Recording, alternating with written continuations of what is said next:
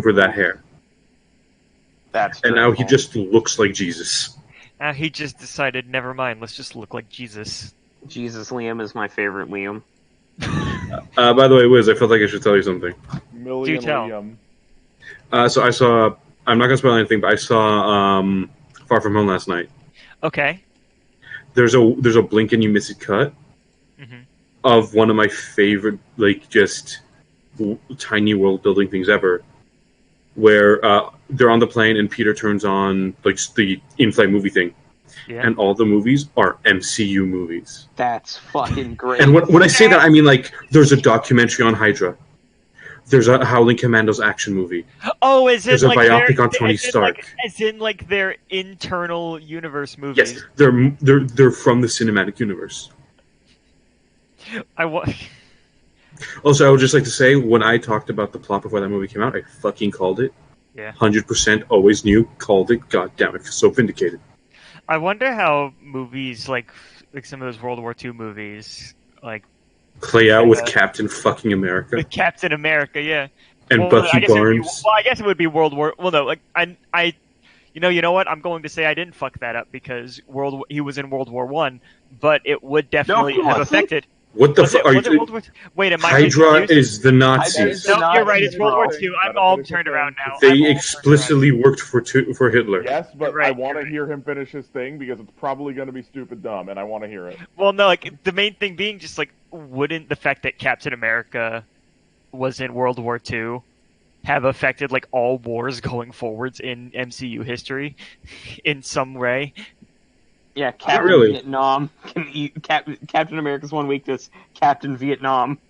Well, as we all know from the comics, during the Vietnam and Iraq War, Captain America left because he was not down with that bullshit. Yeah. And he became, what was it, the Vagrant? Like some bullshit. Nomad. Isn't it the Nomad? Yeah, the Nomad. And then the U.S. agent took up the shield, and he was just like a murdering sociopath. Yeah. Well, isn't the idea that in Falcon and Winter Soldier, like, Bucky is now just U.S. agent? He's the Winter Soldier. That's always been a thing. He's still going to be the Winter Soldier. Actually, he's going to be White Wolf from now on. He's going to be the childless personal assassin. Because they call him White Wolf in Black Panthers and the personal Wakandan assassin. So yes. Shall we actually, like, buckle down and start the proper podcast? Yes, but have we decided what we're doing? Yeah, I thought we were going to do childhood movies. Oh god, I don't have any of those. Oh dear. A child. See, Hype just started existing at the age of 14. Jesus, that's sad. As we all know. Hype was created by Prometheus to give humanity hatred. This makes me sad. I have one childhood movie I can remember seeing. Actually, two. Actually, I have a bunch. No, I actually only have two. I was gonna say, did you just not exist between birth and the age of 12? Like, surely there must have been something that you enjoyed watching when you were a kid. He was snapped. No, he blipped. That's what they call it now. Oh no, Thanos snapped is way better. I know, but why would they call it? They don't know it was a snap. That's fair. They call it the blip, and it's hilarious. Okay, okay, I guess that this could also just end up being the Hypera roast, because I don't actually have, like, much stuff from childhood that I enjoy. You were just a crotchety old man when you were born, weren't you? He has the Benjamin Button syndrome. But spiritually. But, like, also known as he lives in Florida. There's nothing to be happy about there. I mean, there was plenty to be happy about. I just didn't have any friends. Oh. I mean, I still don't. That's why people get into movies, to replace friends with them. Someone please actually talk about the topic. I'm getting sad just hearing Hype get in this. How fucking dare you tell me to talk about the topic? I will roast you. I do genuinely think that if we're going to do a podcast, we should have it be structured. So I think we should honestly, like, cut and restart. Well, I'll go first, because I don't have a whole lot to say. Yeah. I don't feel like there's any point in cutting. That's fair. Fine. How you doing, audience? People that are definitely going to be listening to this. I was about to say, again, we are a spiritual successor to the best friends. They're used to this. If they're here, they're probably used to this bumble fucking around when the podcast actually starts. So childhood movies, all right. Okay, I also need to ask Hype. an important question. Yeah. Have we determined what the cutoff of childhood is?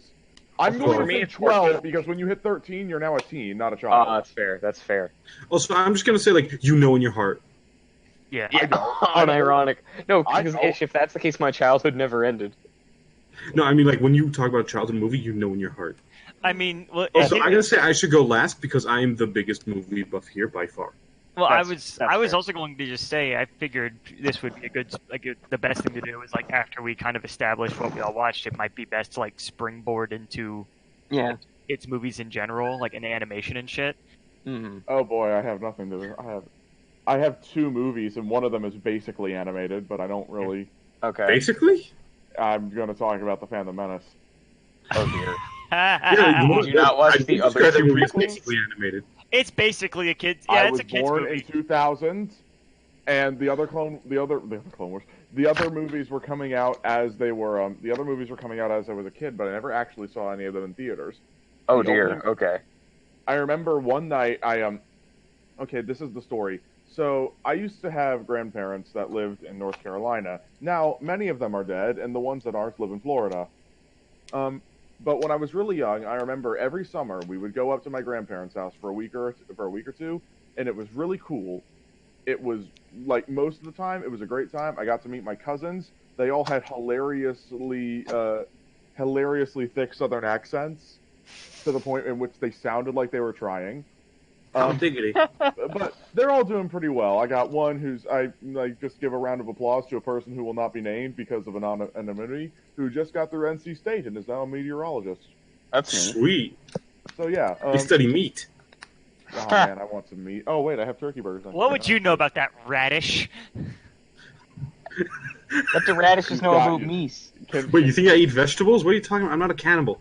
How long can the podcast titles be? Because I feel like that exchange deserves it. I don't think they can be that long, unfortunately. We'll get to the podcast title. We Don't could worry. just Oh, call yeah. it The Radish's real Eat prison Meat. with society. So, all right, the Phantom Menace. Yeah. Okay, So Phantom Menace. I remember I would go up, and there were 2 houses that we would stay at. One was the one that had my grandmother and her, not my actual biological grandfather. That's a whole other conversation that we won't talk about. But her new husband. And across the way was some aunts and one uncle. Well, great aunts and great uncles, but you know how it is. Ants. And Careful not to step on them. Thank you, Pinball. I was hoping someone would do that. But carrying on, I remember I would always be over at I remember whenever my grandmother wasn't home, I would always be over at the aunt's house because they had a giant fucking TV that I had never seen before because we didn't really have those at my place until I was like 10 years old. And they had like a wall of movies. And That sounds I awesome. remember watching on it was surrounded by 4 cats and nothing else. I This watched. sounds like fucking heaven. Oh yeah, they had 4 cats. 2 of them were really puffy and cute, and the other 2 were really skinny and mean. Hmm. But they were all nice cats whenever a movie was on for some reason. They've been Because they enjoyed good cinema. Yep. Well, I Culture mean, kitties. I mean, they were watching Phantom Menace, so clearly. Well, they not. just enjoyed cinema. But I remember watching it, and I remember not having any fucking idea what was happening because I didn't really care about anything. But I remember, like, when it comes to just things I remember, that's one of the first things I remember from childhood. Oof. Like, That's a pretty shitty first memory, my dude. well, I have worse ones, like the time that I almost died in a car accident when I was 2 years old. Yeah. Personally, I think Phantom Menace being one of the first ones is still better than some of my fucking childhood memories. That's fair. Yeah, and like I said, like I've had worse, but I think it was a decent one to start on. But I remember the now this one is going to be relatively obvious to you all, I imagine, because I always, you guys know me, I like my planes. I like Is it Top Gun? It's Top Gun. Mhm. Of course. I Fucking was Top hoping Gun. somebody. But guess what? It wasn't Top Gun first. What? What? You guys ever heard of Stealth? No. No. A dog shit movie that is a weird science fiction thing about 3 fighter pilots trying to stop an AI plane. It is the worst thing I've ever seen. But you know what? Not 10. You know what? Fucking 6-year-old me thought. Wow, cool plane. Cool. The message. Cool. No, I am literally the personification of the "Wow, cool robot" meme, because that movie. It failed in its message, trying to talk about the dangers of autonomous weapons. I saw "Wow, cool plane." Yep.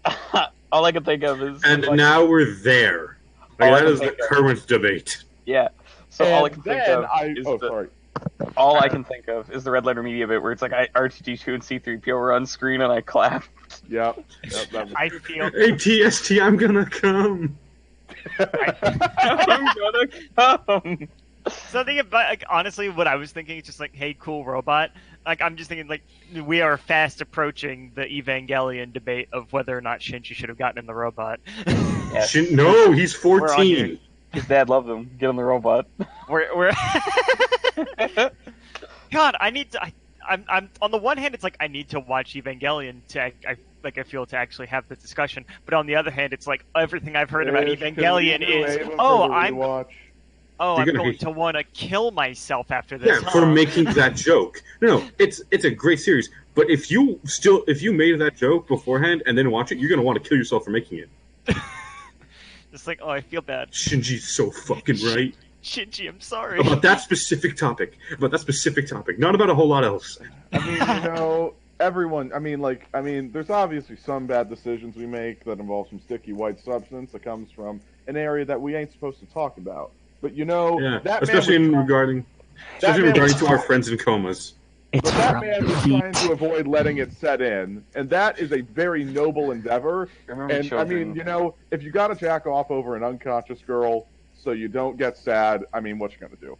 Comatose, by the way. He was flying himself to the moon, gentlemen. All right. That's the podcast title. Okay, I still think we need to wait till something is actually related to the goddamn topic. No, so anyway, back to childhood. Yes, childhood. Back to childhood movie fun times. So, end of Evangelion. The Stealth was an awful movie. Stealth was an awful movie. So both of yours are terrible. No, and then I watched Top Gun. And there we go. I think that the first time, much like Kiro remembering when he got his boner looking at the Mona Lisa, I don't think I had ever been hard before until I saw that opening scene with that aircraft carrier. That's fair. And then little 7-year-old Hype looks down and is like, "Whoa, why do I feel good pants feel? Why are my pants so tight?" And I'm like, "Oh wait, I'm a size too small. Oh no, it appears as if I am plain sexual." What's that on my knee? Okay, that's kind of fucked. But I didn't have cancer, dude. What? Maybe you did, and you just don't remember. Oh no, that'd be bad. What month are you born in? September. Okay, you're not a cancer. Damn it! The joke didn't work. Abort. You had a 1 in 12 chance, and you still went. Abort this joke like Hype's childhood. Oh fuck! Can we make that the podcast title? No. That was my unborn sister. I wrote one in. I wrote in, "What's that on Hype's knee while watching Top Gun?" Yeah, okay. The 2 that have made it into the chat are mine. Okay, so, and then I have one more movie, and it's another Star Wars movie. But... Oh, I know what it's going to be. It's not one you're going to think of. Clone Wars. Gentlemen. What? Clone Wars. Fuck you. I could have had a fun thing, and you just... No, you couldn't. You were going to talk about Clone Wars. It wasn't going to be fun. That movie's trash. That's another thing we need to watch, but not as a jokey rewatch. I really want to just sit down and watch it. The only thing I remember from that movie, aside from actually kind of liking it, is one scene in the opening when Obi-Wan commits an actual war crime. What does he do? Okay, so pretending to surrender, being at the negotiating table, and then killing everyone, that is a legitimate war crime. Now, to that I say... Do you know what makes that even better? So in the Star Wars universe, on propaganda posters, it's usually Anakin and Obi-Wan's thing is that he's the negotiator, and it's that is a Terminator style name given that scene. That would actually strike fear into the hearts of your enemies. Yeah. Also, the negotiator sounds like a Scott Steiner title for a little bit. Oh, it does. Yeah. So I want to say just one thing. It's to that I say, are the Jedi supposed to be soldiers? They're monks. No, they're not. That's why. That's the entire point of the Clone The Wars. prequels, I hate it. But I remember really liking Clone Wars, and I'm very happy that that movie led into that fucking series. I mean, I don't series know, is so because good. The series is amazing. Because the term was always Jedi Knight, yeah? Yeah, but there was supposed to be like a holy order. A knight can be a title, like... Yeah, there's supposed to be a holy order. Like, let me put it this way. You could be a Templar and be a knight of the Templars and not be a combatant. Also, I'm pretty sure none of the Beatles have ever killed anybody. Yeah. Hey, you don't know that. You don't know this. Yes, Sir Elton There it is. John, Okay, known Cypher's doing purveyor it. of Cypher's doing it. genocide. So I'm just gonna say, like, I'm gonna say that the big thing with that is, like, they're clearly Buddhist in, like, their whole They attitude have and robes. philosophy. That's why they have the robes and all the shit. They have robes. They're connected to the center of the universe. Man, they believe in non-attachment. Okay, they do also believe in an afterlife. They're also the only ones expected to use laser swords. Have you heard of Shaolin Kung Fu? Okay. Okay, so anyway, back on topic. Who wants to go next? Because, like, Ish is going to go last. So, Wiz, Keegs, do you guys want to go, or should I go? Honestly, with the way it's slid out, Wiz should I go might next. be the I might have the second least to say. So Oh, okay. All right. Because not because I didn't watch a buttload of movies when I was a kid. I just don't remember much, like, specifically about them. And the ones that I do would need to be their own conversations, because I remember watching a good chunk of Don Bluth films. Don Bluth is a fucking god of animation, and what do you mean for some reason? Like, I watched All Dogs Go to Heaven. I remember that one for damn sure. It's a good fucking movie. It's a good movie. Man, like, a lot of that dark imagery kind of just, like, went over my head almost. It's a Don Bluth movie, of course it did. Was Great Mouse Detective when he was still at Disney? Yes, it was. Okay, yeah, because I was thinking about it, like, it has to be him. Yeah, he hated working on that movie because he wanted to do some darker stuff with it. Nah, Disney says no. The Big House of Mouse. The big You're mouse. not allowed to have mature content in this movie for children. The big house with the bigger mouse. No, I think they would have been fine if it wasn't mice, because they got attachment to that mouse brand. Yeah. The mouse brand. Yeah, no. Cheese. Yeah, God forbid we that brings boards into one movie I do kind of want to touch a bit more on, because one of all fucking movies I remember watching Chicken Little. Oh no, you poor bastard. No. Which, like, and it's funny, I vaguely remembered the movie, like pretty much everything that happens in that movie. Not fondly necessarily. I'm more just like, I watched it, but it's like it never occurred to me until I was older, and like I watched it again with like some nieces, how cynical that movie is and how mean-spirited it is. It came out around the same time of Meet the Robinsons, which is the opposite. The exact opposite. Like, Meet the Robinsons is basically like a super hopeful Tomorrowland type movie, yeah? It was based on a specific Walt Disney quote, because the Disney company was going through a huge financial rut at the time. Ironic, considering today. Yeah. But like, it was based on the Walt Disney quote, "In this industry, we don't do much looking back, we just keep moving forward." Yeah. But yeah, like that... Chicken Little is just such a mean-spirited ass movie, and something I realized when we first mentioned that we were going to talk about this, I came to the realization it's just like, I don't even think I connected that as a Disney movie because it was so mean-spirited. It feels like a shit tier DreamWorks movie. I thought like it had to be. Like I didn't really thought all that. I never really thought all that hard about like where these movies would have come from, like as far as studios or whatever. But like thinking about it now, it's just like I feel like I had the gut feeling of like, I just assumed it had to be from some nameless company. If you told me it was from the same people who did Beauty and the Beast and Aladdin and all those, I was like, you're out of your mind. It's like, why are you lying to me? Well, no, it was not done by those people. It was done by the same people that made Meet the Robinsons. Yeah, but it's still like exactly early 2000s CG Disney. You know, and it's like it's fine. I honestly don't think so. I think those character designs are horrific. Oh, they animate so fucking strangely, dude. Like, and that movie came out after like Toy Story and Monsters Inc. Well, that's the thing. It's like it looks weird. I think it. Looking back on it, it's like the animation is energetic, but the designs are awful. Yeah, and well, design is a big part of animation. Yeah.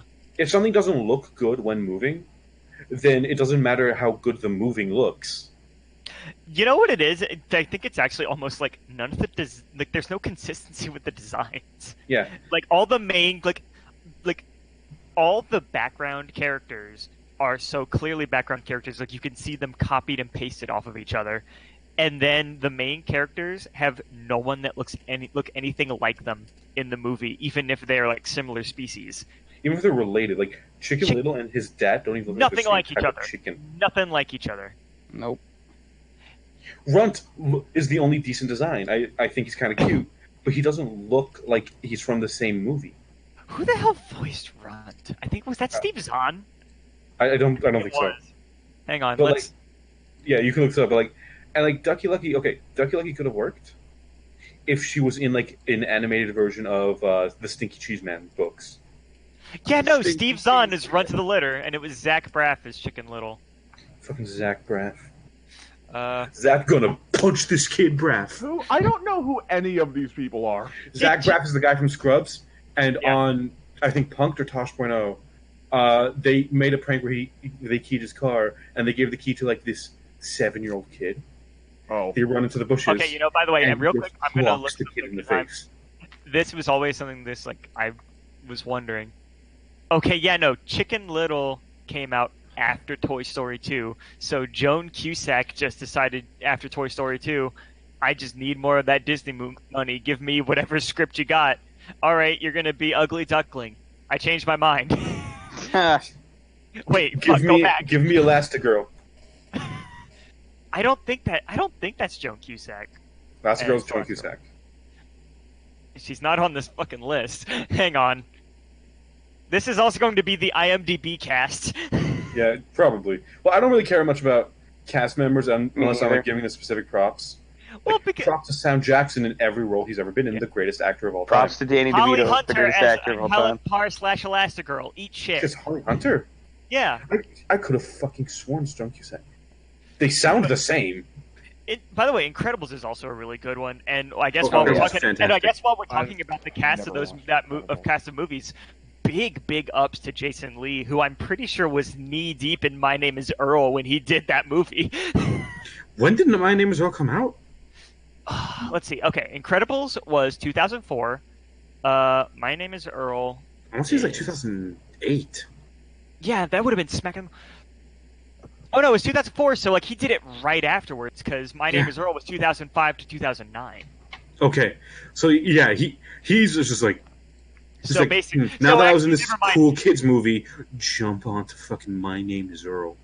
Yeah, Meh. yeah, no. So never I mind. wish He did I wish after- that finale to My Name Is Earl got made because it's such a great finale to that series. What is it? What was supposed to happen was, all right, so the basic premise for My Name Is Earl is this guy's a shitbag. He's a massive shitbag. So, but then he wins the lottery through basically random luck, and he starts believing in karma. So he tries to he makes a list of every bad thing he's ever done and tries to fix it. Okay, that's So- an I think what interesting it- premise. I think what it was like, wasn't it like he won the lottery, but then he immediately got hit by a car, and He that got- was like the epiphany.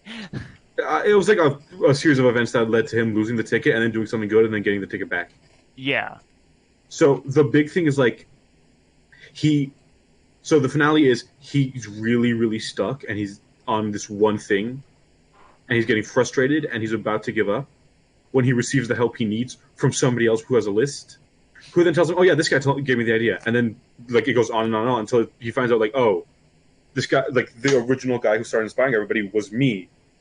So like just this chain of people fixing their mistakes. Oh, that's cool. I like That's that. really interesting. Yeah, it's a very, very funny show, and like it didn't really need a finale because it's just like this really good like situational comedy. Yeah. But I feel like as a finale, that would have been perfect. And Which- the script was written; they just never got to produce it. It's a funny cast, especially Jamie Presley, who's hilarious. If you guys aren't like, I would highly recommend starts very standard, but the cast kind of pulls it through, and now it's like in a place where it's like, this is really good. Well, I mean, you could always go back to Roseanne if you want some Ambien. Roseanne, not to be replaced with Rodan. All right. The less racist of the two. Okay, but yeah, so get back on topic. Back on topic, Disney movies and kids movies. Like, other than some of the Bluth films, like I watched All Dogs Go to Heaven.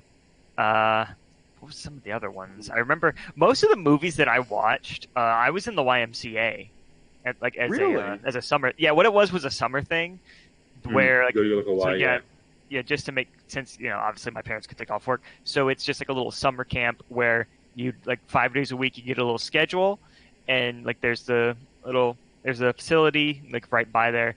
It's, like Fridays or Thursdays is movie night. Yeah, and Thursdays and Fridays were basically just movie night. So like I saw, and sometimes, sometimes it was a lot of times it was Disney movies. Like I definitely remember one of the big ones that I remember for sure was Hercules. Oh yeah, I know we watched some of the Hercules. The best Superman movie. Yep. That is not a Hercules movie. That story It's is a not Superman a Hercules movie. story. That is a Superman movie. Hercules? Can we petition before he fucking dies? Can we get Rip Torn as the next Jor-El? Please. No, I want Danny DeVito as the next Jor-El. I mean, Jor-El has varied wildly in what his appearance is, so Danny DeVito fits. No, Danny DeVito is Pa Kent. Oh my god. Sarge, you jackass! I'm gonna shove you in the Phantom Zone. Come help your mother. Go help your mother with the cows. Anyway. I'm gonna put your ass in the Phantom Zone. So, yeah. So Actually, Hercules. I don't know where the fuck I just pulled that Danny DeVito impression out of. But So Hercules, anyway, so you were doing stuff at the Y. You saw, Hercules. I saw and a bunch of Hercules. Disney films. We saw both. I remember seeing. I guess it was New Hope. Like some cool. original series and some prequel trilogies, which I didn't know I was supposed to hate yet. I mean, you were what, 5? that is such a weird sentence that is perfectly correct. Yeah. Well, that's the thing. I wasn't familiar with what quality was. Well, it's a hotly debated topic. Like, I honestly don't think the prequels are like the single worst things ever. We can do a Star Wars cast later. You say hotly debated. It's really not. It's just a few people refuse to agree with everybody else. I think Episode 3 is legitimately good. I think 1 and 2 are trash. I think 1 is disappointingly mediocre. I think 2 is god awful, and I think 3 is actually 2 really good. Honestly, Yeah. I think it's all right. 3 is pretty good. Phantom Menace is just fine. Like this thing, like Phantom Menace is the bigger. I understand why Phantom Menace is the bigger disappointment. Attack of the Clones is bad. I understand why Phantom Menace is the bigger disappointment because like it was the first one. Yeah, Like it was the follow-up. introduction to this is how You're bad we're following up changing. This is the how big we're single. changing. You're Yeah, following up the film trilogy. yeah. And It was never going to live up. Like, let's be honest. No. Honestly, like I think Attack of the Clones is just boring. Yeah. It's like barely salvaged by Obi-Wan's fucking detective side story. Even then, it's pretty bad. But Because I'll- most of it, guys. and we've talked about this during Sleeping Yeah. Dogs. I don't blame either Hayden Christensen or Natalie Hayden Portman for Christensen is how a good actor. boring. I don't think Natalie Portman is. I think For I the honestly, absolute- I don't get her. She's for not a the good actress. absolute. I don't blame them for the absolute barren wasteland of chemistry that is Oh, yeah, the that's bulk not of Attack of the Clones. That's all. I think it Hayden is. Christensen did the best with the possible worst material Yeah. ever given. I like that man did not deserve to have his acting career just ended there. You know Nope. what it is? Like, there's, like, after they manage to get to where they're supposed to be, like, at the, like, them saying they love each other, when they're in the fucking, trapped in the arena, there's, like, this tiniest sliver of actual chemistry between them when Anakin kind of, like, because Padme's the one who breaks out of the chains and, like, Yeah. picks the fucking fight. So Anakin just kind of snarks at her, just like, what kind of negotiating tactics are these? yeah, that's fucking Like, and great. it's just like, and it's like, it's a cute little moment, and it's like, But wow. I feel why like it's couldn't any nothing of this have from been- Natalie Portman. It's all from Hayden Christensen. Yeah. Yeah. Okay. Also, maybe. I feel like we're Look, going to need to well- cut this topic on short because No. this will literally be its own I podcast. know, we're going, this is we now will, going to be, we can get this to will Star become Wars the podcast. whenever it's me, because I'm gonna You're fucking right. talk about Star Wars. You're right. You're right. Stars! But yeah, no, like the main ones, the main Disney movies that got shown to me, because they were still long out by the time I was watching them, but I mostly watched like the back half of the Disney Renaissance, so Aladdin, Lion King, Hercules, Mulan, and Tarzan, which I thought was really Tarzan good. rocks. Tarzan rocks. Tarzan kicks fucking ass. Also, Hype, you might be able to stomach that one because it's not a musical. I may actually then.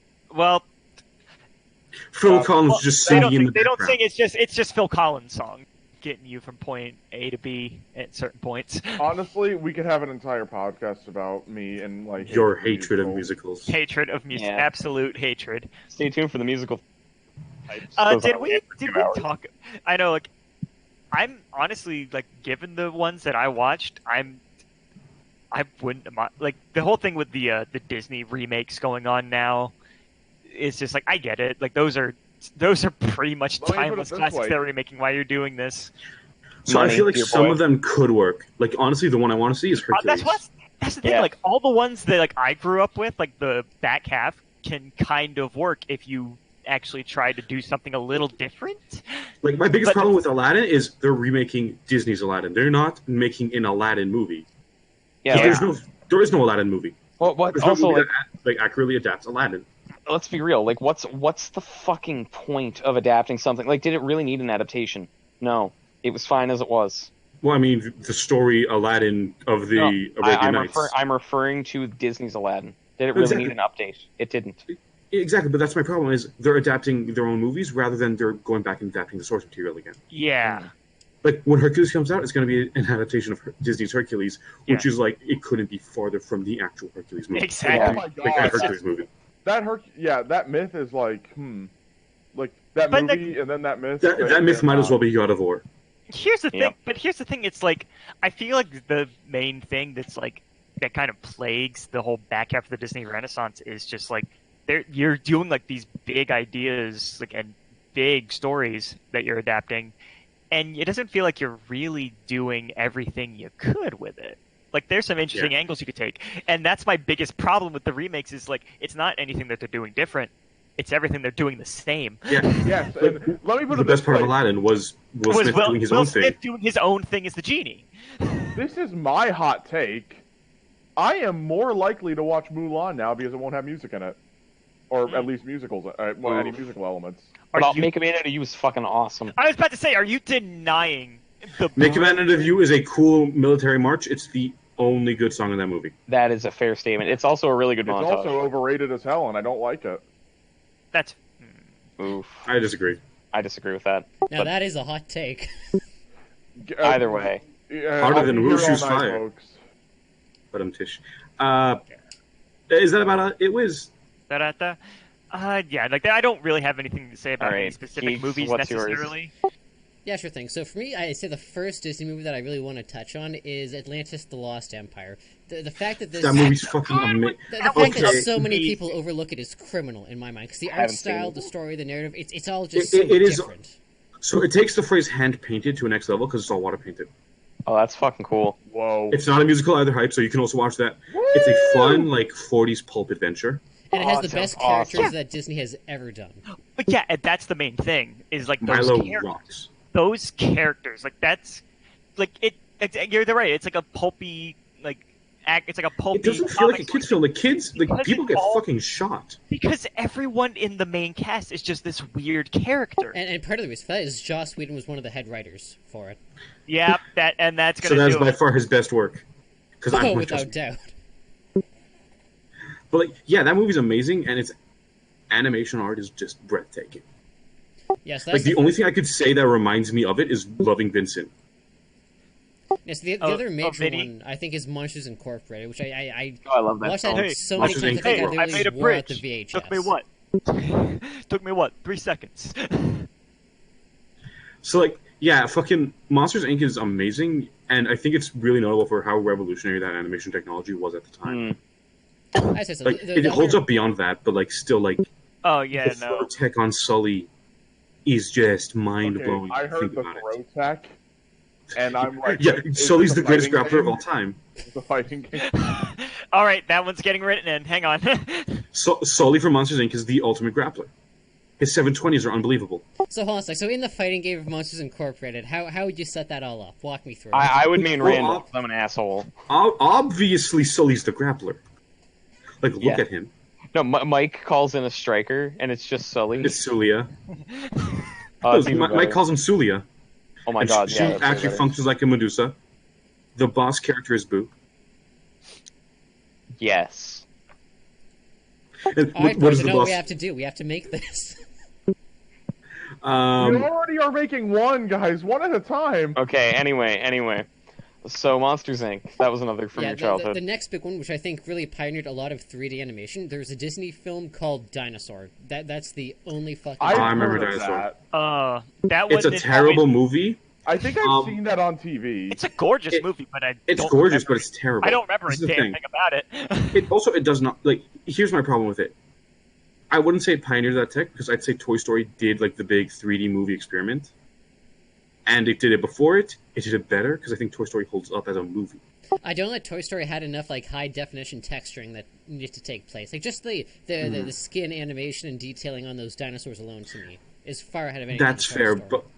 but I feel like Toy Story already proved that you could just do a fully 3D animated movie. That's Like fair. the high res experiment, I don't feel it was needed. Like it at the time, it was impressive, but it's the same thing with going back to the physics puzzles in Half-Life 2. It doesn't hold up because it was showing off tech that was impressive 10 years ago. Fair enough. So the other big thing is the Tartakovsky Star Wars Clone Wars series. Oh, yeah. I It's like- watch those. I love I it. like those. I don't think they deserve the amount of jerking off people give them. I love them more than the actual, like the more modern Clone Wars Same. series. I'm going to be honest. I'm with No. Keegan. I rewatched Again, that we're recently. really It not- does not hold up. We're really gonna have to hold this one for the Star Wars cast. No, Because I this one's completely contentious. recognize that. 'Cause Yeah. like this alone, I could do half an hour on, so no worries about Same. that. Same. The next big kind of TV show that I used to watch all the time coming home was a show called Stormhawks, which had kind of this junk. yeah. Stormhawks fucking rocks. Yeah, Yo. Yes. I Keegan, remember good Stormhawks. taste. yeah, I love It's that. Canadian. It's one of the It's best Canadian. Canadian shows of all time. It ain't God, no it's reboot, so but it's real fucking good. All right, Joe. It's no reboot, but it's really good. We're So throwing my in next TV. my next Yeah, no, if we're spicy throwing in pull, TV. the Chaotic TV series. Now I don't know if anyone Yes. else Oh, saw fucking this. Chaotix but rocked. It was beautiful. Chaotic was awesome. And then the final pull I have is the Recess TV series, which you know what we it's like Yeah. it's a timeless Recess was great. classic, honestly. Timeless. Recess actually holds up timelessly. Yeah, it does. I think kids could still relate. Yeah. Actually, okay. There's if we're talking kid shows, I think that could be a whole other cast. Yeah, that's Yeah. fair. Yeah, But let's stick with I kids wanted to, movies. but this is one I need to know. Shaolin Showdown. Yes. Yes! Or no? Shaolin Showdown How we rocks. feeling? What is How we that? feeling? No, there was a time where we were going to actually try to stream the Shaolin Showdown game through Parsec. It's amazing. So, hype. What Shaolin Showdown is there's this tiny little monk boy. He's worse Aang. Now, this monk boy, he's real good at Shaolin Kung Fu. And then his teacher's like, yo, we need 3 other teens with attitude. So we got Yeah. one Asian chick from Beverly Hills. We got one dude from Texas who might as well be Terry Man from Kinnikuman. And then Yeah. we got my boy Raimundo from Brazil. Yeah, Raimundo's Okay, the best. real quick. I need to look up the timelines here and see when Okay. So- Shaolin Showdown. Shaolin Showdown came out before Aang. Aang. I was about to It say, came out like, is before. that fair? Before So the Aang. way- Well, I mean, No, no. it is fair because Aang is still better. So the concept of the show is that they're trying to find these mystical artifacts called Shingong Wu. Each one gives the user some form of power or ability. And the thing about it is that if 2 people touch a Shengong Wu, they are forced into what is called a Shaolin Showdown, which is just Yeah. like basically a competitive mini game where Now, these are It's usually, just a Mario I have a Shingon Wu, you have a Shingon Wu. yeah, Let's go. Let's fucking go. And the way that it works is basically you can use your Shengong Wu in pursuit of the one that you're doing right now to fuck up your opponent or whatever. But like, if you win, you get all 3. Yeah. And here's the thing, this series went beyond just, okay, now, like, there was a point, like, halfway through the first season, so we got all the Shingon Wus. Yeah, it wasn't even like a Monster of the Week show. Like, it was genuinely really good and character driven. It had a lot of plot. Like, there was, like, it wasn't even villain of the week. It was villain of the arc. Yeah, like the way it worked was the protagonist Omi. There was a point in time where he's just like, I feel like I'm useless now because I should be the one that's in charge because I'm the one who's actually studied Shaolin Temple my whole fucking life. This is bullshit. All 5 years. Yeah. Oh, I'm pretty sure he's supposed to be like 10 or 12. Yeah. He's supposed to be like, I think 9 or 10, yeah. But like, I just want to make the joke because he's tiny. Though I will say, it's just like, and I say this because I adore that show. If you thought Eddie Murphy was distractingly out of place as a Chinese dragon in Mulan, this one has Newman. Yeah. Yeah, no, because I remember one of the first lines in the show. Let's talk about the better version of Shaolin Showdown quick. American Dragon Jake Long. Wait, no. Before we talk about Jake Long, because I am super down. Come on, that's not fair. That's got Rufio. That's not fair because it's got Rufio. Shut up. Let me finish. It has Finsuko. Yeah. No, let me explain, though. So, we are now going to be talking about children's TV shows because, like, the children's movie thing, that's all well and good, but I think this topic is a better topic. Boom! I fucking sabotaged the podcast. Yeah. Son of a bitch. Also, we're just talking about children's media at this point. Children's media / TV show. You absolute son of a bitch. So, the thing about Shaolin Showdown that I remember son of a bitch. that I think is fucking hilarious is in the first episode when the Shaolin Showdown actually occurs. The dragon, they say Gong He Tenpai, which is like their version of go. And I remember the dragon, there's like a couple of seconds of silence, the dragon's like, that means go. That's hilarious. Like, his delivery is fucking perfect. Yeah. So, American Dragon, really Jake Long. What is that? Fucking Keegan style change to the podcast. Yeah. we style switched. So, okay, American Dragon Jake Long is more Monster of the Week, but there's some plot elements. What it is there's this Chinese-American boy named Jake Long. What his whole deal is, his whole family on the Chinese side can transform into dragons. Like literal fucking dragons. It's cool as fuck. At first, he actually starts out as like a more Western dragon, and then in season 2 and 3, he turns into like a clearly more Chinese-inspired dragon. Yep.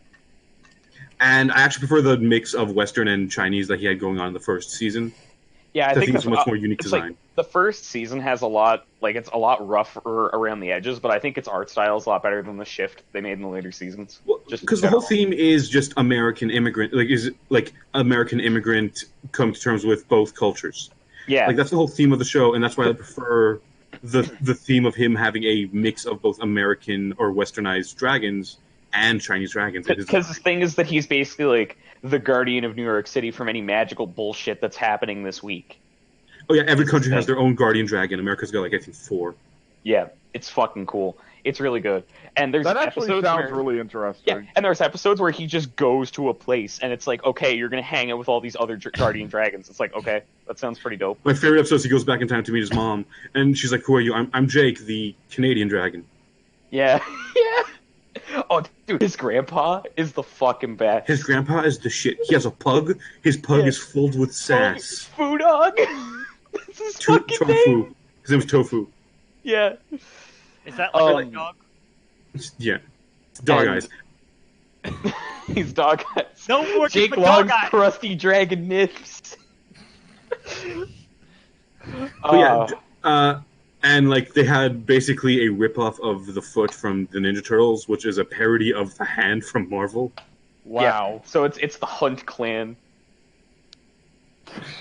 They were the foot, but intimidating. Yeah. I know that sounds hard to believe, but they were. And his best friends were a sassy black girl and a guy named Spuds who seemed like he was always stoned. Like it's Tristan. But fuck off! You deny this, and yet he hasn't denied it. I'm high right now. Unironically. There you go. I'm high right now. And I rest my case, ladies and gentlemen. Son, you're not going to believe this. I'm smoking the same reefer. So, I learned from watching you, Dad. Nice. Nice.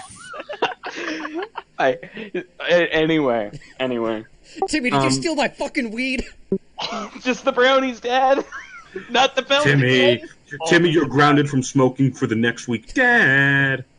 Can I have dessert now? Not until you're finished your joint. We style changed the podcast halfway through and we're still getting off topic. Yeah. Now, so anyway, okay. Jake Long. My turn. Yeah. It can be you or me. It's up to you. Oh, yeah, you didn't use. Go ahead. Okay. So when I was growing up, because I remember a lot of what I watched. I was sick a lot as a kid, so I watched a lot of TV and a lot of movies. So the earliest things that I remember watching were the Star Wars original trilogy, because my dad's a big mark for them. As he should be. Yeah. The Rocky movies, Mm-hmm. because my uncle is a big fan of those. And as he should be. oh my god, there was another one that was coming to mind. Oh, I'm finding that your family has great taste. this is a weird pull. You're not get no. This is the one that's the taste breaker. It's fucking Batman and Robin by Joel Schumacher. Like the fucking That movie's god good. awful. Fuck you. No. Here's No, the that thing, movie right? holds up. That movie's fun and campy. It's enjoyable in the same way that Adam West Batman is enjoyable. By the way, Adam West Batman, something else I fucking loved as a kid. Well, that's the Okay, thing. no. Great. Okay, no. Let's hold. Okay, no. We actually need to put a line in the sand here. The Joel Schumacher Batman and Robin. That's the one that came after, right? That's the one that came after Batman Forever. It's the one with Batman Mr. Freeze. Forever. I think is actually legitimately. Batman Forever. I think is legitimately poorly made.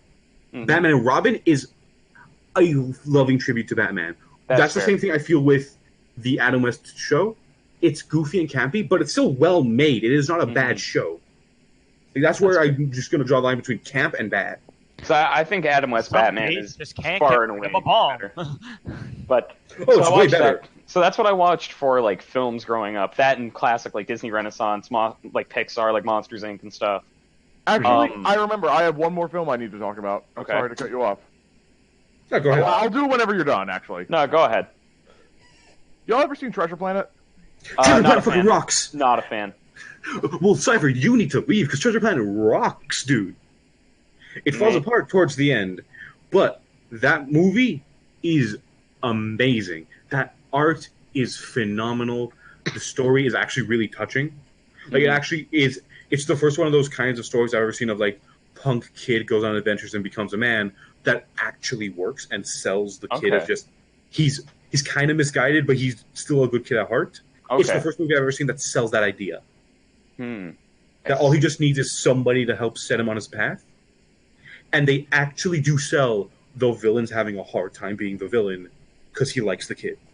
Oh, that's nice. That's actually You pretty never good. get that. You always get like, So- oh, the second he's evil, he doesn't care anymore. This Yeah. time I'm buying that he cares about the kid. So the other two things the other thing I was going to mention for movies is Sam Raimi's Spider-Man. Okay, yeah, this is gonna be contentious. Yeah.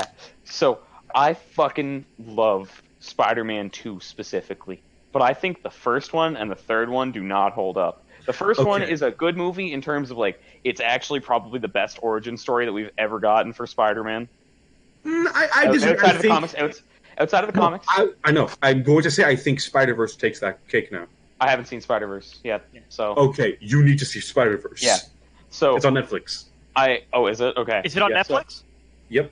Fuck yes. Anyway, so it's like Sam Raimi's Spider-Man. I think Spider-Man 1 holds up in terms of being like a really good origin story. I think it's really good that like everybody that was involved with that movie gave a shit. Like Tobey Maguire actually researched like various types of spiders, and Willem Dafoe in interviews took his role as the Green Goblin super seriously because he's like, there's just such a duality to this character, and he was talking about it like he was playing fucking Shakespearean character. Well, I mean, like, Well, you know what it Green is? Goblin has a bit of Jekyll and Hyde in him. Yeah, well, Yeah, he's like he was talking about like how this his is arc in runs the parallel movie. with Peters. Well, That's another thing we here's- talked about. He was I've talking heard about something- how it wasn't in the movie, but he was talking about how he loved how the Green Goblin was willing to sacrifice his own son to keep doing what he was doing. Yeah. Look, and here's the thing, because like I would describe that almost to like I heard someone say this about a Face Off. It's just like everyone involved in it is giving is doing their best to sell like the drama of these situations. It's just that their idea of drama is over the top and campy as fuck. Yeah. But that fits for Spider-Man. Yeah, that fits for But Spider-Man. yeah, like, well, I Not think for it Face fits- Off. I think it fits for Face Off too. No, it There's doesn't. only Face two Off shit. moments. There's only two things in Spider-Man 1 that I think are absurd, and it's the way the Green Goblin looks. Like that costume is fucking awful. So I've had mixed feelings about that Radish. costume for a long Radish. time. Radish. It's like looking in a mirror, only oh my god. not.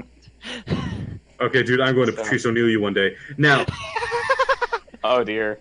So Now, continue. the thing with that costume is like, all right, the Green Goblin's actual costume does not work in live action. No, that's fair. That's fair because he would look like the Mask, like Jim Carrey's the He Mask. just Now- Jim Carrey's the mask. There's a happy middle ground. Mm-hmm. Ultimate Universe Green Goblin, which did exist at the time. Yeah, but he basically Well, he looks just like looks a like the monster. Hulk. He just kind of looks like the Hulk. If you just slim him down, like a mix between the two, I think is the ultimate middle ground. Like slim That's him down, fair. but give him that design, and you can make it still a costume. I know, Okay, Defoe, yeah. I will say Defoe There was are perfect. certain designs that you think wouldn't work in live action. Like, here's a big one for me. I never thought that they'd have the balls to put the fucking fishbowl ass Mysterio on live action TV. That's That fair. is That's fair. fair. That's super fair. Honestly, And I here's think my pick. I want MODOK to be in an MCU. Yes, Yeah, actually. But here's the thing: they did actually test out the original Green Goblin design, and they Oh, did said they? we cut it; it didn't work. Like maybe it could work today with today's technology, but back Mhm. then, no. That's fair. Like, I didn't know yeah. that. So there's that, and then there's certain line reads that are just kind of really awkward. Like one of them is just when Peter is like, "Oh, you're insane, Gobby." It's like, "Oh, he sounds so it's, fucking it's, poorly dubbed." no, it's like, it's you who's out, Gobby. Out Yeah. of your You're mind. mine. Yeah, that's so bad. And like, see, To be fair, that's a Spider-Man ass line. Yeah, but I don't like Tobey It Maguire. is- as Jameson, Spider-Man. you it is, but the swine. delivery's really bad. Now, the fucking okay, we got to take a moment. We got to Hang take a moment to talk with fucking J.K. Simmons as J.K. Simmons, Jameson. you cannot recast him. No, you Doesn't anyone literally care about can't. what I want? I do. Like- Shut up. Get out. Yeah, He's in the cartoons. yeah. The The best shows. the best moment in those films is when they're trying to come up with Dr. Octopus's name, and someone just says, Doctor Strange. Strange. It's good, but Good. taken. Take it. But it's taken. No, he's like, I love it. amazing. Oh, but it's taken. I also like how so there's always been this like element of in the comics of like he's become like a shitty tabloid journalist, but he used to be this cool crusading journalist in like the Crusading, like 60s. investigative journalist, Yeah, but like they really hammer that home in these movies. Oh, yeah, easily. Like it's come more and more back in recent comics now that he's basically Spider-Man's sidekick. Yeah. Also, I've got to say, like, just because we're on the topic of Spider-Man, I actually kind of like the thing that they did with J. Jonah in the video game, where he's just Alex Jones. It's the That best. comes from the comics. That comes from the comics Yeah. as well. No, that's great. I fucking love that. It's Yeah. really I think good. honestly, I think as far as J. Jonah, I think it would need to be a Will Smith genie situation, as we're talking about. Just like you can't have someone who does it so perfectly. So just get someone who'll do something completely different. I don't want to say anything. I don't I want to say can't anything say about that anything. either. I'll say But- it. Anything. Because I Fuck off, Well, Keegan. because I know Guys. because I know what to say, but I don't want to say it. Should we? No, because again, this is going to it came out yesterday. Yeah, okay, we can't. Yeah. Don't look Oh. at IMDb. IMDb will Okay. spoil you. No. Okay. Okay, I get you. So anyway, I watched the Okay, same reason Spider-Man. okay. Now, as a kid, I watched so much fucking television, I don't even remember half the crap I watched. But Same. one thing that you fuckers haven't brought up yet is Wayside. Did you guys ever watch Wayside? Motherfucker, don't I was think I ever saving watched- that. Oh, I'm sorry, Ish. I'm sorry. You guys think you know my pulse? You guys don't even know how No. deep this goes. It's like that Being Ian. Keegan and I watched Being Ian the other day, and I forgot how fucking Ian's good that great. show was. It's amazing because no, that and Fairly Odd Parents. Fairly Odd Parents. Yeah, Every Fairly bit Odd lands. Parents. Fairly Odd Parents. first four, much like SpongeBob, first four seasons really First four good, seasons. Yeah. and then it goes to shit because Butch Hartman doesn't know how to say no. No, like Keegs and I watched episodes of Being In. I forgot how many like decent adult style jokes there are in that. Where it's like there's an episode where Ian gets snowed into school, and not only does he end up suffering from like Cabin these Fever. cabin. Well, the episode is called Cabin Fever. Yeah, no, it's called Snow Fun. Ah, shit. I Yeah. remember it being called But- Cabin Fever. But the thing that gets me with that is like the fucking there's two bits that I fucking love, and it's there's an episode where the dad tries to prove that he's still cool, and he ends up just being even nerdier every time that he does it. He's like, "Oh, we're just playing an RPG," and his wife's like, "Are you wearing makeup right now?" My personal favorite is the episode where their music shop gets boycotted because the dad is punishing them by making them work in the store for free. So like Ian films it like as a joke to show us like, oh, he uses slave labor, Yeah. and then the town riots. Yeah, that's really good. What about the one where Because the Snow Day one, the B plot is that the dad is trying to get like this organ to a guy that's literally just the Phantom of the Opera, and at the end, he's like, "You failed me. This organ's all damaged." And he's like, "What kind of asshole doesn't plow his driveway when it's fucking snowing out if he's expecting a delivery? Fuck you. You can't curse my family for all eternity." He's like, "No, I guess not." Fair cop. Fair enough. Might be the organ. Might be. You know what? Pleasure meeting you, good sir. Yeah. No, it was great. It's so good. Like, I love being Ian. Yeah, being Ian's really strong. One of the best things Canada ever did. Early Fairly Odd Parents, like we were talking about, really good. Like, we Danny watched Phantom also. Danny Phantom. Yeah, okay. So we'll save this specific. I'm gonna put a pin in this specific topic for when it's my turn. But like, yeah, okay, that's fair. That's fair. So we watched Early Fairly Odd Parents recently. Like, a lot of this stuff really holds up, and I was kind of surprised at that. Now, Wayside, I read the books when I was a kid, and he was one of my favorite authors, like the Wayside guy. I don't remember his name, but me neither. Louis Sachar, something like that. It's Louis because he's the janitor. Yeah, he's the janitor. That's the bit. I'll Google it.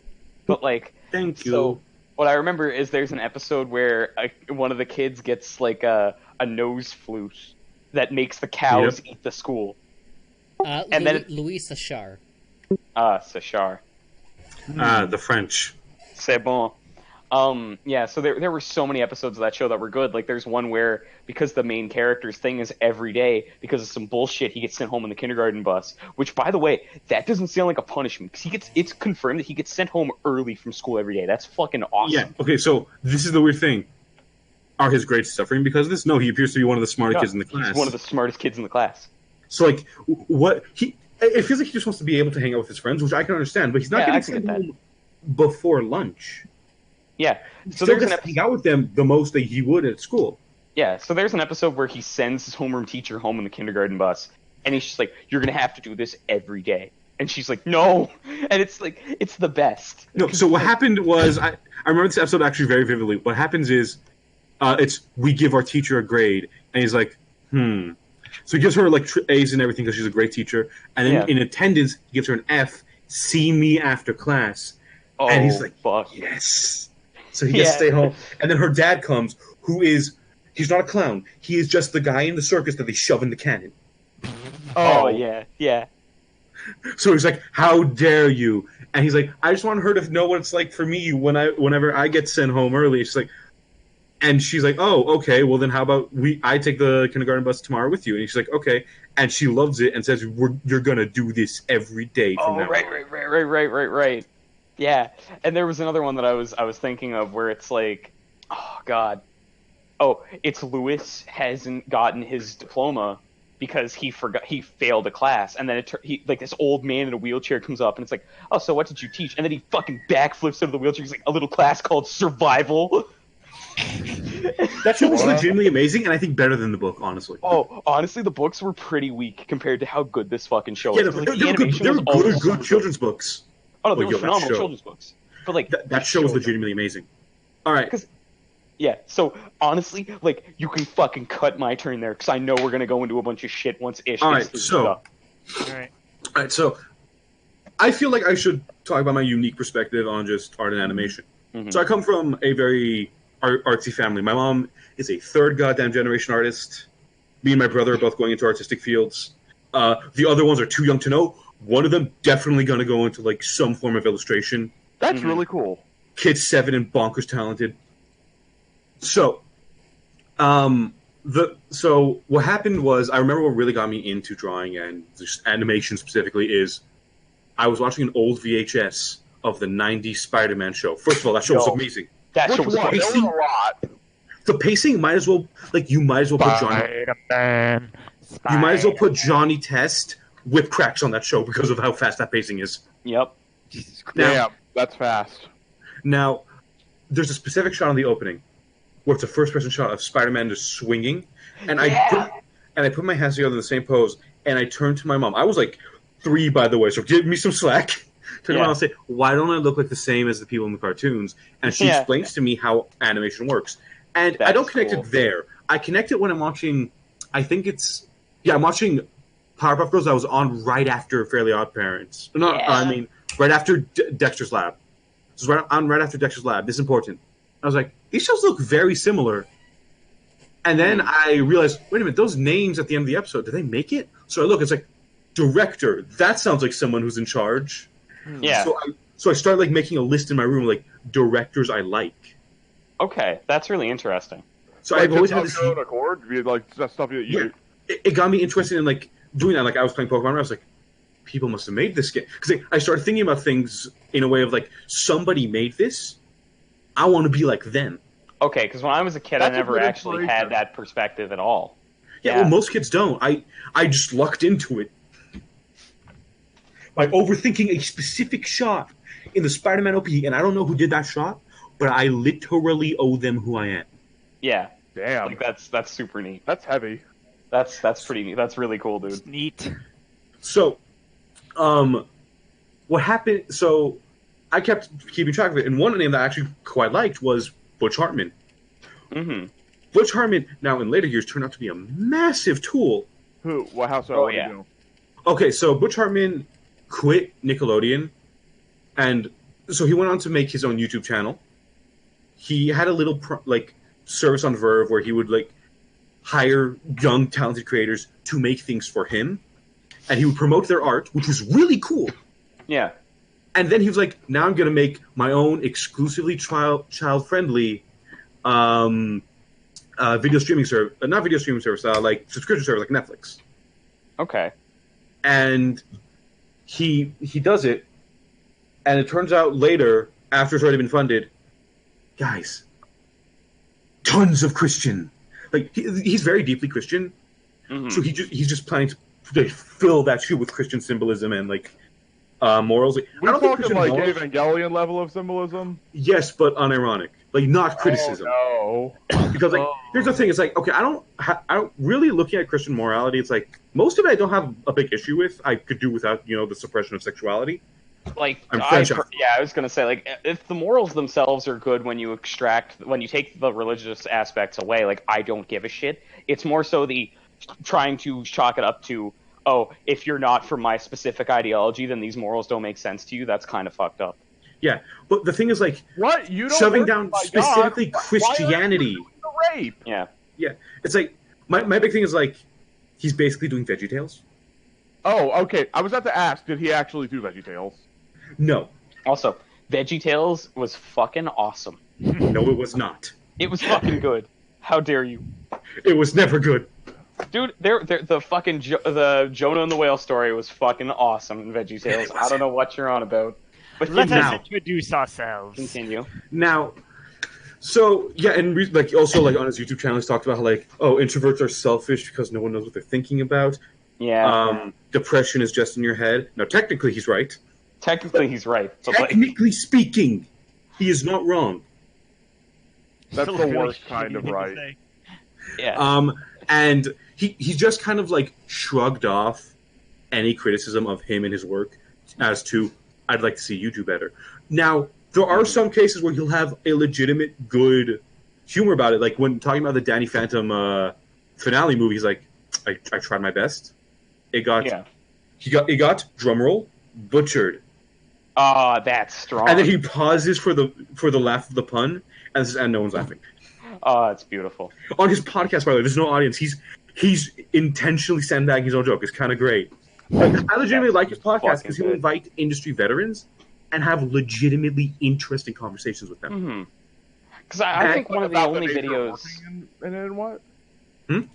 Just like about the nature of working in it and what? Yeah, about the nature of working in it, about how to get in, about just the process of making this type of stuff. Yeah. Like, It's one of he the only talked- videos I've seen by him is him redrawing the Danny Phantom cast so many years in the future. Yeah, that's the big one that exploded for his YouTube channel. Yeah.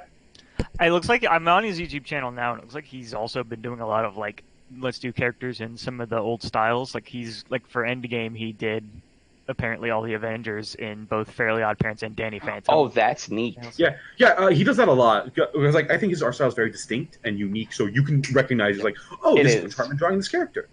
yeah. Well, because the way it works really is like it's a pretty basic concept of this character. You can identify their silhouette because they're just a collection of different simple shapes. Yeah, and I feel kind of like I have mixed feelings on him because like I'm very good at separating the art from the artist, but now he's creating a situation where he is now his own art and the artist, and I don't like him as the artist, but I'm still a fan of his art because like he made 4 shows basically. He made Fairly Odd Parents. I think the first 4 seasons hold up, and then they kept wanting to cancel it, and he kept just complying to their demands to boost ratings, and it just went to shit. Like it jumped the shark hard. I completely forgot about the fucking Jimmy Neutron Fairly Odd Parents crossover. Those no. are bad. Call it what it is. It's the Jimmy Timmy Power Hour. Yeah, okay, the name was strong, but the episodes are bad. Jimmy Timmy Super This is Combo. the weirdest like nostalgia thing. Now, then we that's get into it. Danny Phantom. That's Danny a Phantom good season one. 1 and 2. Timmy's Super Combo. What? Danny Phantom season 1 and 2 are pretty much the first example I can think of a major network making a big plot-driven show. Honestly, yeah. Like Reboot had it and it had it before that, but like really a major network like Nickelodeon or Cartoon Network, I can't think of one. I'm sure there was like a couple of examples that I'm just being an idiot and forgetting about. But it was still a big like that didn't really catch on until the 2010s, almost a decade later. Huh. And like season 1 and 2 set the bar, jumped over the bar, and then cracked its nuts on the bar with season 3. Oh. Season 3's not good. Like, and then we get to Tough Puppy. I think Tough Puppy's legitimately hilarious. I haven't seen it. It got only 1 season, and it just got canceled because no one watched it. Because, like, yeah, I'll admit, the character designs are kind of boring, but the writing was legitimately funny in my eyes. Yeah. And then, honestly, I really respect what he did with his final show that he did at Nickelodeon, which was Bunsen is a Beast. It doesn't look like a Butch Hartman show. He completely changed his art style. That's interesting. And like his art styles could like formed from when he was working on Dexter's Lab as a storyboard artist. And like there's other creators that I will always be a fan of and follow in the animation industry. And I feel like Western animators really don't get as much attention as Japanese animators simply because weebs way more into it than Western animation fans. Well, the thing about Western animation is that we're taught from a very early age that, like, oh, this is for children. And I think that the thing about looking at animation from another culture is that, like, you're more likely to discover it when you're older, and you're more likely to do it as being more mature because, like, I can just think of the way anime is stylized compared to normal stuff, and, like, that was kind of my mentality when I was a kid and I first saw it. It was like, wow, this is really good. Well, like I feel like I would be a much more appreciative of Western animation if specifically it was allowed to be mature in a way that wasn't adult comedy. Yeah. Yes.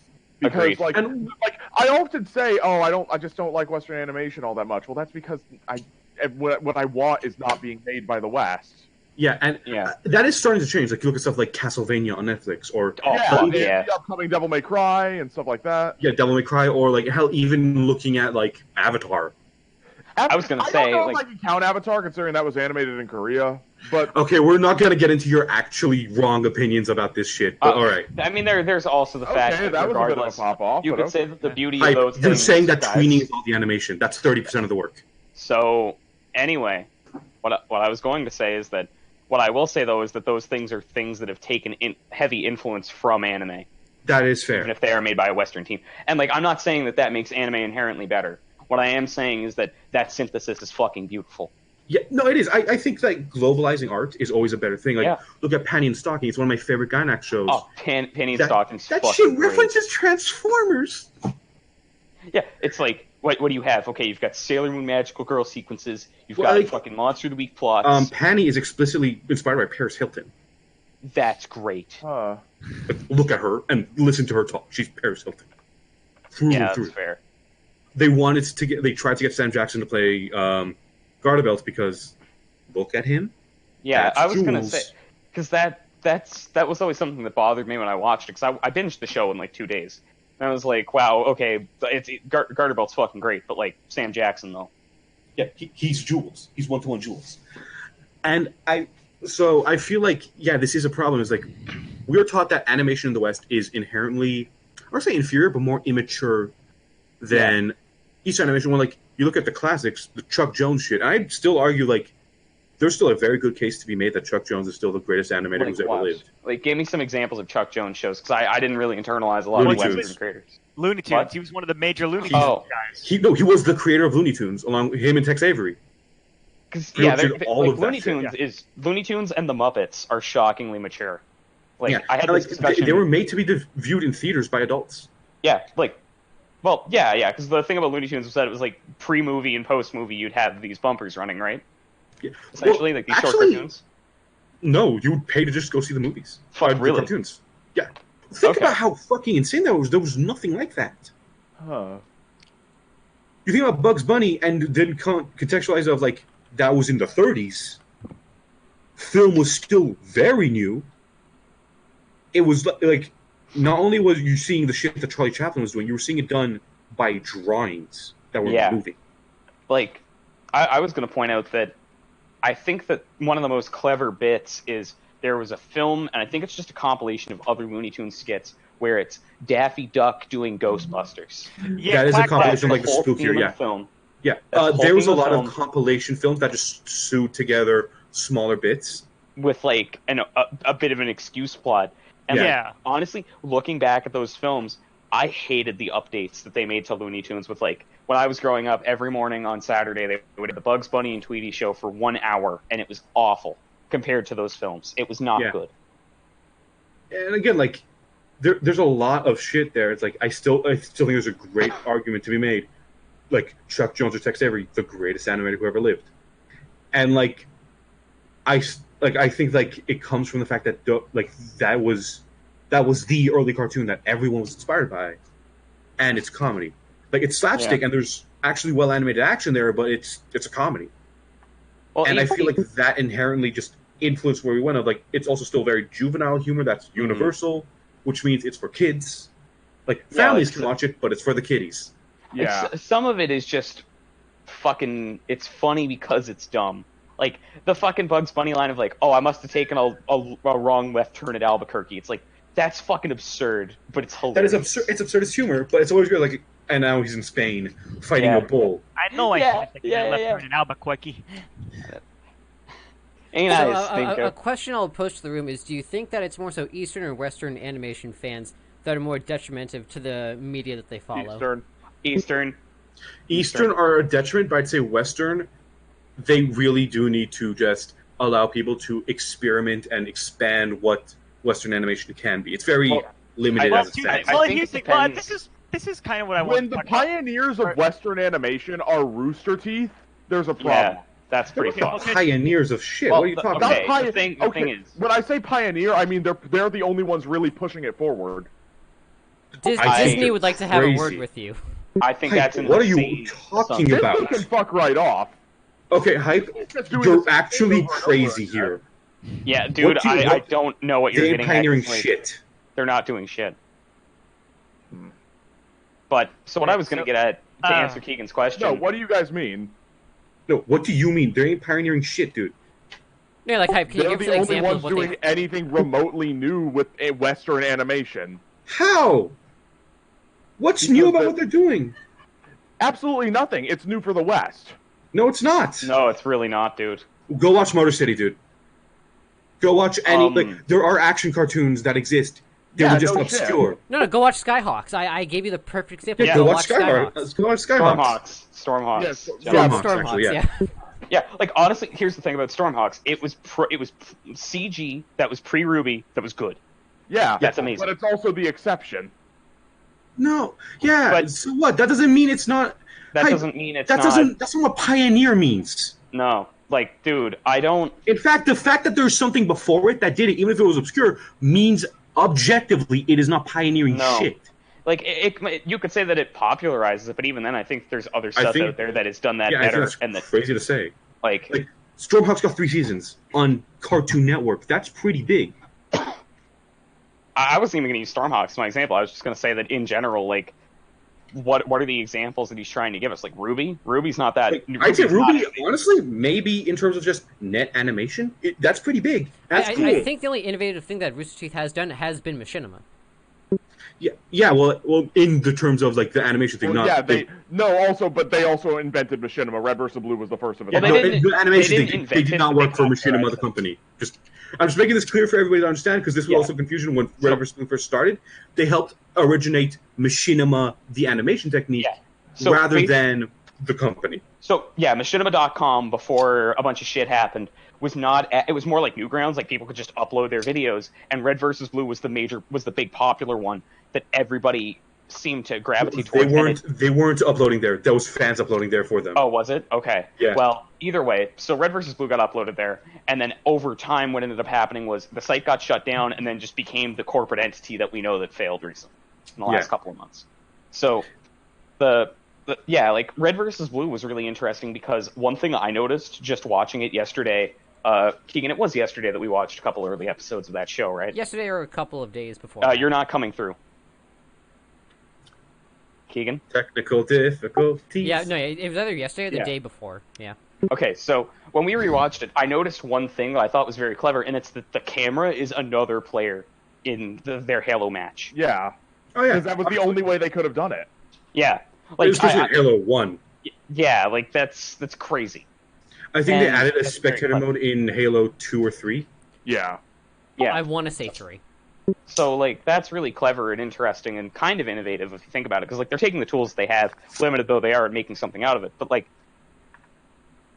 I think that Ruby isn't very innovative. It could be considered like a landmark in just as A you said, big like an- net animation. Yeah, I think it's a big step for net animation, but Western animation as a whole, I wouldn't even say that's crazy. I'd say that's like just objectively wrong and Yeah, giving you way too I'm much credit. honestly with Fish on this one and Alright. one, but Whenever, so once, can we? to when- get off of this topic, Okay.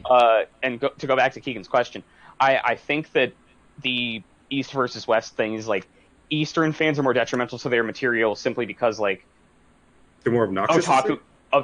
Yeah, they're more obnoxious with it. Like otaku culture is a fucking problem. I Yeah, would and say. like I'm not like I wouldn't say it's as bad as idol culture because nothing is. No, idol culture is legitimately predatory and awful. Idol culture feels criminal. Idol culture would be It criminal can in the be. West. It could be, yes, it could. Well, no, it's because- not, unfortunately.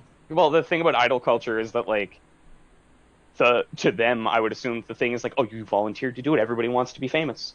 Yeah, It's like, and well, like That's no excuse. That's for- no- no, no, it's not. And like, there's actually being like big splashes there because of what happened recently with the Me Too movement.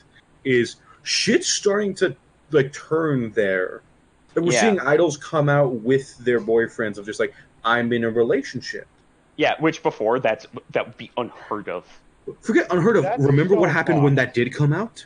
Yeah, it's like no, you don't have a career anymore. Forget you don't have a career anymore. Shave your head and cry on national TV, and then you don't have a career anymore. Yeah, like Jesus Christ. it's fucked. Yeah, It's fucked. basically, it is a religious punishment. They are doing basically the Buddhist equivalent of like no, crucifying here's the thing, right? themselves. You know, Perfect Blue. That's actually what they experienced. That's fucked. Yeah, that's a good example. For those of you who don't know, Perfect Blue is a horror anime and light novel series that is fucking phenomenal. It's a light novel adaptation. Also, like, Yeah. genuinely terrifying. Oh, Yes. Yeah. Oh yeah. It's a horror movie. It's a horror film. Don't It's go to really bed at good. night alone if you're a woman, Like, don't. specifically. I would even say that some of the imagery is uncomfortable if you're a man, but especially. Oh if no, you're a yeah, woman. for sure. No, but I mean, like, Especially if you're a especially if you're a woman, that's targeted. Yeah, like it is targeted heavily, but Like, the thing about things like Perfect Blue is that was in the 90s. yeah, Oh yeah, here's and the it's thing. only gotten worse. No, It's and only not just gotten that. worse. The issue is that you can criticize stuff all you want, but it never fucking changes unless No. action's taken. Yes. Well, I think the criticism helps the action get taken. yeah. I think in this case, it's like, But it's been so long that it's No, not yes, fun but to like, has. break that. It's because idol culture is just part of Japanese culture at this point, Yeah. and it needs major changes and major this is kind of what I was getting at was like part of the problem is that you have fans who come out and they realize this and they're like, I don't give a fuck as long as I get to masturbate to these photos. As long as I get to feel like they're singing to me. Yeah, and it's like, so so there's what? that. And I think the other thing that I was going to note is like, another issue that I have is as a result of in anime and manga, more so manga culture is really fucked up as somebody who knows how, to some extent, how Shonen Jump works, where they are heavily overworked. You have to basically be a child genius in order to get in, and it's like... Well, you either have to be a child genius... No, but they expect you to be some sort of prodigy. Yeah, they either expect you to be a prodigy or the hardest worker in the world. Yeah. Like, okay, for reference, it's like this. You are expected to turn in 1 chapter a week. That doesn't seem like a lot, but they expect a lot from you. Then there's also the fact that your editor... First of all, how much is a chapter? It's 12 pages. It's 12 pages, but it's like 12 really good pages. Yeah. Well, their quality of art, let's be honest, dropped a little bit in more recent times. I have not read any recent Shonen Jump, so they've just stopped expecting backgrounds. Oh my god, that's upsetting. Yeah, they're blank white voids, man. It's like 9 granted, One Piece still exists and is holding it strong, but boy, are they just running out of things. Oh, here's a reference that I think is a kind of a big deal. Akira Toriyama would do his 12 pages in a single day every week. Yeah, that's absurd. How did Akira Toriyama works fast? He works fast and he works well. Also, he would draw pages as if they're one bigger drawing, telling a story. Yeah, which is really intelligent. Which really helps. But it's crazy. It's good for the story. It's why he's so good at panel layout. But the thing I was going to note is so with that, it's so there's that. There's the fact that you're basically expected to be some kind of prodigy or a very hard worker. You have to do an immense amount of work every week, and for possibly little to no success. And honestly, I don't know if it's still the case, but back in the day, the editors of Shonen Jump basically had full creative control over your work. So that's kind of a misnomer. They've always had a lot of say, but they've never been able to fully control. They've always just been able to go okay. We're going to have a meeting next week, and you see your spot on that front page. Hope you like it. And they've always had control. Yeah, it's way worse. It's way worse. Now, obviously, there's always going to be exceptions to this because that was the rule. But there was stuff what was his name? Torishima and Toriyama just being legitimate friends. Yeah. And having a very good relationship and leading to that led to one of the best shonen villains. Yeah, without without Torishima, there would be no Cell. And Cell is way better than Dr. Gero. Easily. Hands down. I think the story's been passed around a lot, so for those of you who don't know, the way it goes is Torishima was Toriyama's editor prior to this arc. They were still good friends after the fact. They were still very close friends. He was probably, I think, still today Shonen Jump's best editor. He was very well at working with Toriyama. Mm-hmm. He would help, he helped Toriyama make Dragon Ball. Yeah. So Toriyama hands him the android, and he's he's retired at this point. So this is 19 and 20. So he's like, hey, can you take a look at my work? Torishima says yes. He slides him androids 19 and 20, so Dr. Gero and the fat one. And his response is, quote, these are your villains, an old man, a fat clown, and a geezer. Yeah. And he's like, okay, let me workshop something real quick. And that's how he got 17. It's important to remember, this is following fucking Frieza. Yeah. So then he slides him 17 and 18 the next time they speak. And he's like, what the fuck? These are just 2 brats. Yeah. And so then he gets to Cell. Then he gets to Cell, and he's like, perfect. Yeah. Well, no, it was apparently there was even some stuff with first form Cell, yeah, that's you're getting better, but we need more. Yeah. No, so that's Toriyama's new editor saying, oh, well, obviously he transforms, right? Yeah, because that was I think it's, I want to say it might be totally not Mark who did the video where that came up. Well, I mean, this is just a very famous factoid. Toriyama's editor post Torishima was just not as friendly and was more aggressive, just chasing what had worked in the past. Yeah.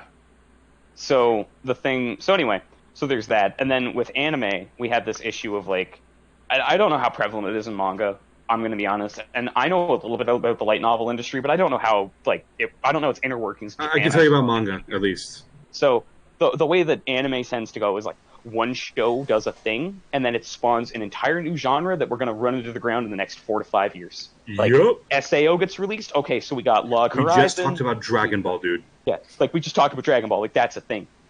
And to be fair, Shonen is still ongoing, and there are still Shonen series that are really, really, really good. Good and pushing the envelope. But they're still standing in Dragon Ball's large-ass shadow. Yeah. So the thing that I was going to talk about is K-On! Gets released, and do you know how many fucking series were just cute girls doing cute things for many years? So many. Very few of them were good. No, and it's to the point where, hear me out. I don't know if it's K-on's fault necessarily, but there was a general shift in how like the style of various shows, where beforehand what you would have is very like, I don't want to say mature looking designs, but you had designs that looked very like, I don't entirely know. You're gonna say? I was gonna say adults, but I don't necessarily know the word for it. I'd say that's always been the. I'm gonna say that's always been the exception, because even before K-on, there was always the predominant genre was moe, was cute girls. That's fair, because I was thinking And I more think along what shifted it, honestly, in terms of just our perception in the West, Haruhi. Oh my Haruhi god! exploded here. It was one of the bigger anime here for a long time. Because the point that I was trying to make was more along the lines of like when High School DxD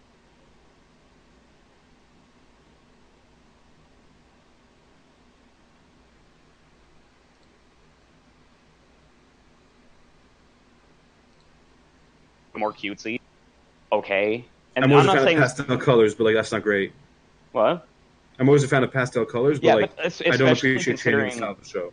Yeah, I was gonna say like that. That was kind of my example. Was like I'm almost certain it was like, okay, so we have all these other popular moe shows that have come out in the last several years.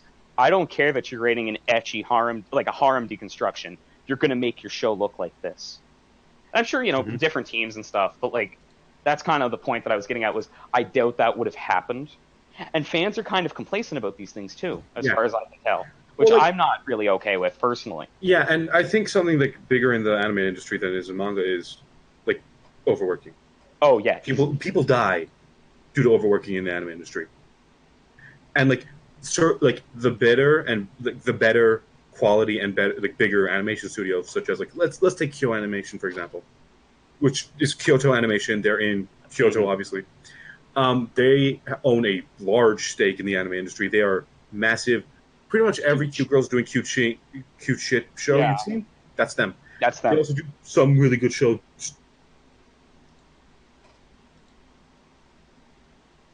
So you cut out for a minute there, Ish. At the end. Yeah. Also, I'm sorry that I kind of focused really heavily on this topic because like this is something I feel. I was like, No, because but there was something I was trying to say about like the original topic, and I was just like, all right, I'll just hang out here while they get through this. So, and I've been sitting here for 10 minutes.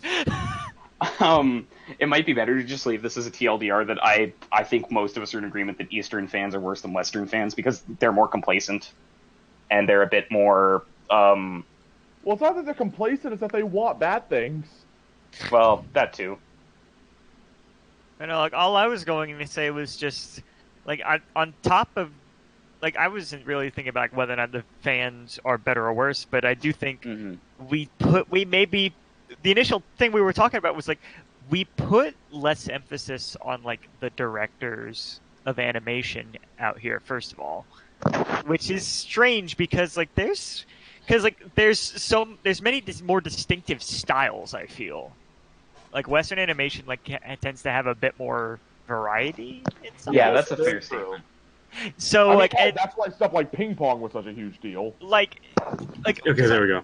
And there's distinctive styles even when they change mediums. Like we were talking about Darren Tartakovsky earlier when we were talking about his Clone Wars series. You mean Gendy Tartakovsky? Yeah, is it Tartakovsky? Darren Aronofsky is a fucking composer. No, Darren Aronofsky is a cunt filmmaker. He's like the most pretentious douche. Yeah, when you think of what an independent filmmaker who's like, you just don't get it, looks like, that's Darren Aronofsky. No, I think you're David Cage because he wants to be a filmmaker. But, yeah, so Gendy Tartakovsky. Yeah, Darren Tartakovsky. Is that it? Did I say it right this time? Yes, Gendy Tartakovsky. Okay. You said it right.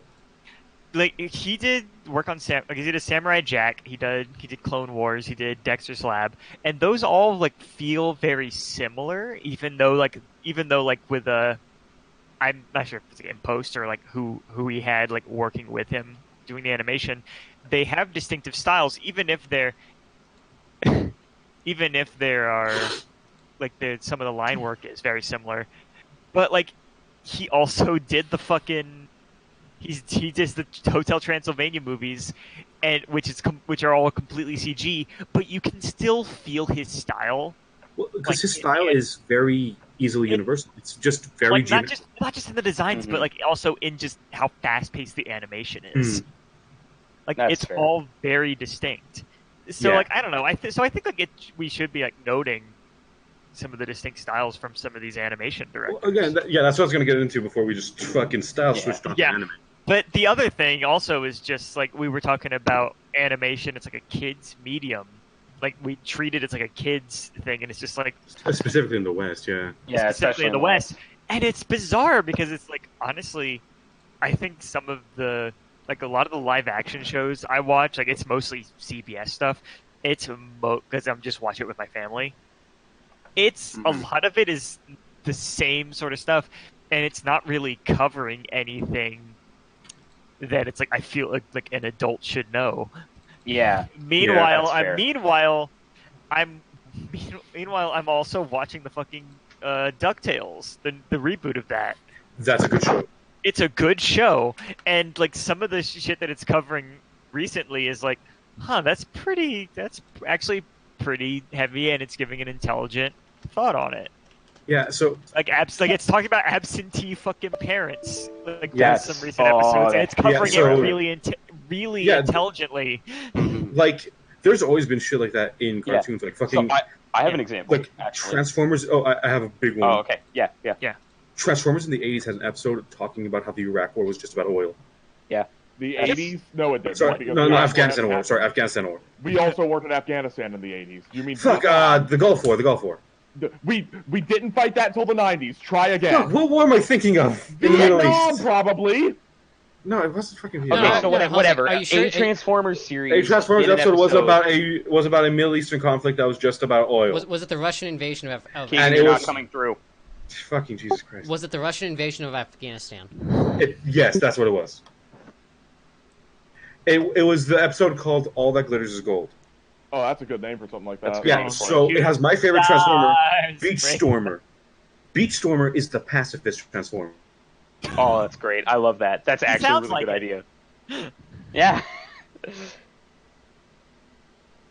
Beachstormer is just like the nuke Gandhi in Civilization. The nuke, yeah, The nuclear Gandhi. That's Gandhi the with his best term finger for it, too. perpetually That's on the button. best term for it too. Oh Christ. But he also, and this is also kind of why I wanted to talk about some modern kid stuff as well. Like, not on top of DuckTales, Transformers. That's it. That's a good one. Yeah. Though I'm still fond of Jimmy before- Toomey Super Combo. Before we move on, the thing I wanted to note was like another example of that, of a show that did stuff really well, was there's a Teen Titans episode about racism. Yeah. And at the end of the episode, basically what happens is the racist character responds, because he's racist against like Starfire's race of people, Yeah. is you're one of the good ones. Wow. And it's like, what that teaches you is that there's some people in this world that are so shitty and bigoted that they're not going to change. And that is a very tough message for like a kid's show to get across, and they handled it phenomenally. Yeah. Sorry, I just really wanted to give them props for that. I still had one that I wanted to mention, Yeah. like of a Disney movie.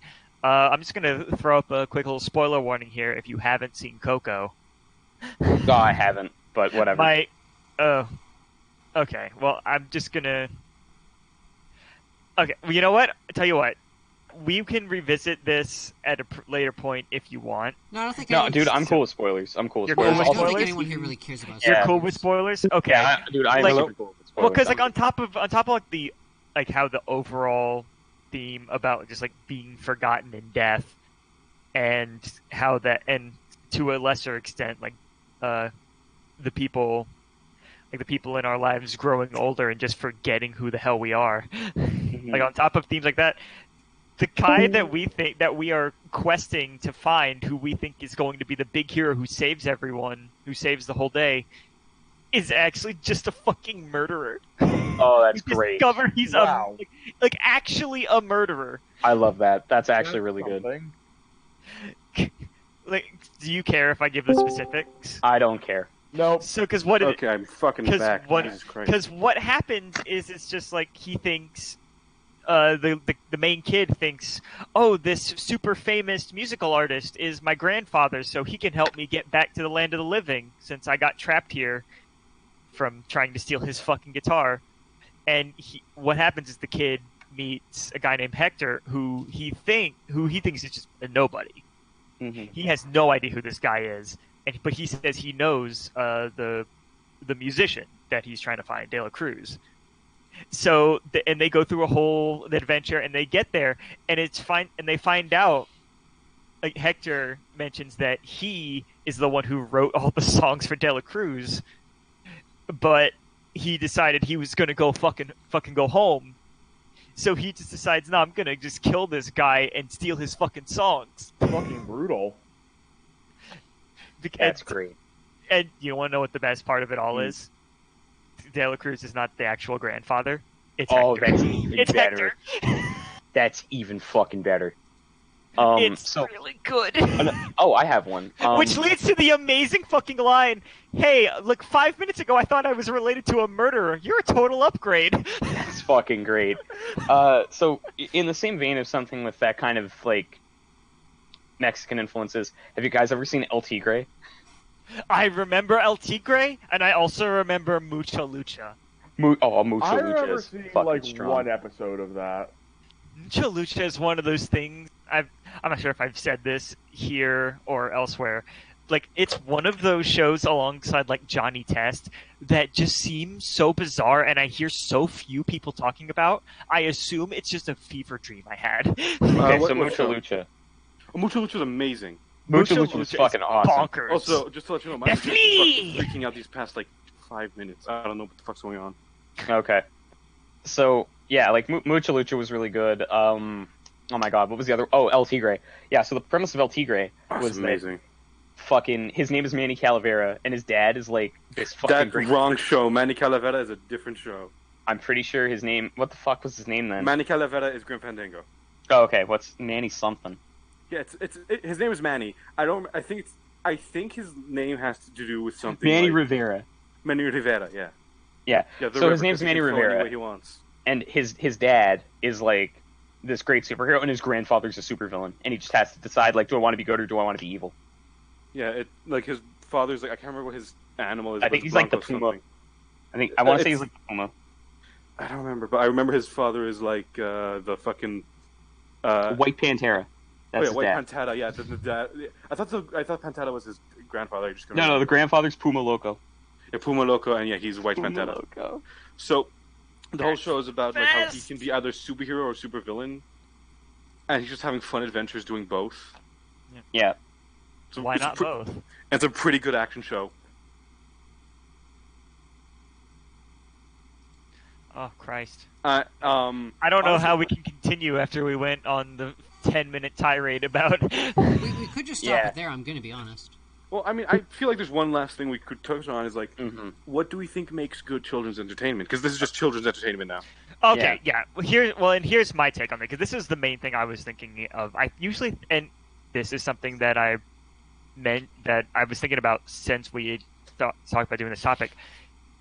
I think the major thing, and it's something that Disney particularly does really well, Don Bluth does it really well, Mm-hmm. it is, you don't talk down to the kid. Yes. No.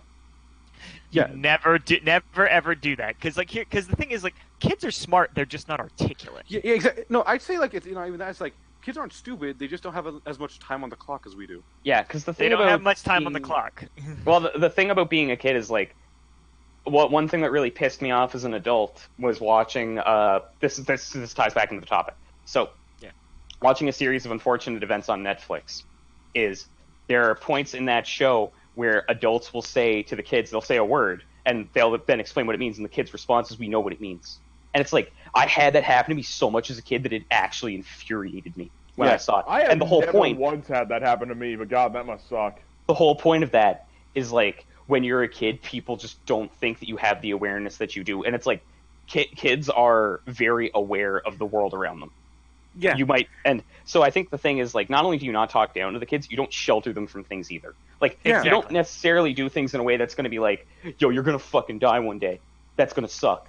But like, you have to at least do it in a way that is portrayed as, because like the thing about children's entertainment is that that's still a very safe environment to expose kids to the fact the world is actually a fucking scary place.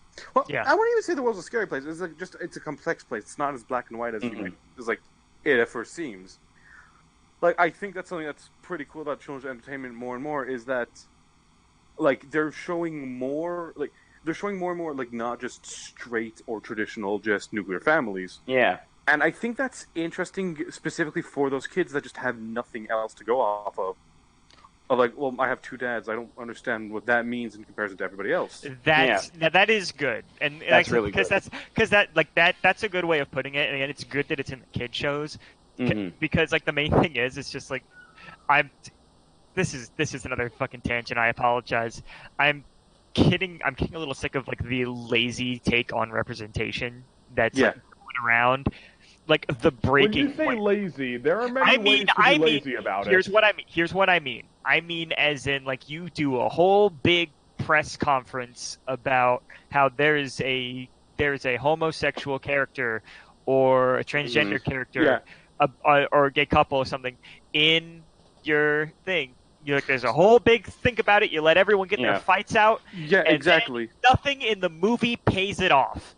Yeah, the thing that bothers me about that is not even that. It's more when we're going to put this character in, and it is the most, like, I would actually argue that stereotypical. No. What I was going to say is, if that character's only trait is that they're homosexual or transgender or whatever, and this goes for literally any trait. Because I've met people like this in real life, and I fucking hate these kinds of people where your sole identity is the one thing, and it's like, and when it's in media, I actually think that's really offensive because people are very complex and characters should be very complex. Exactly. So, well, like this, the one that bugged let me me recently. preface this one. Okay.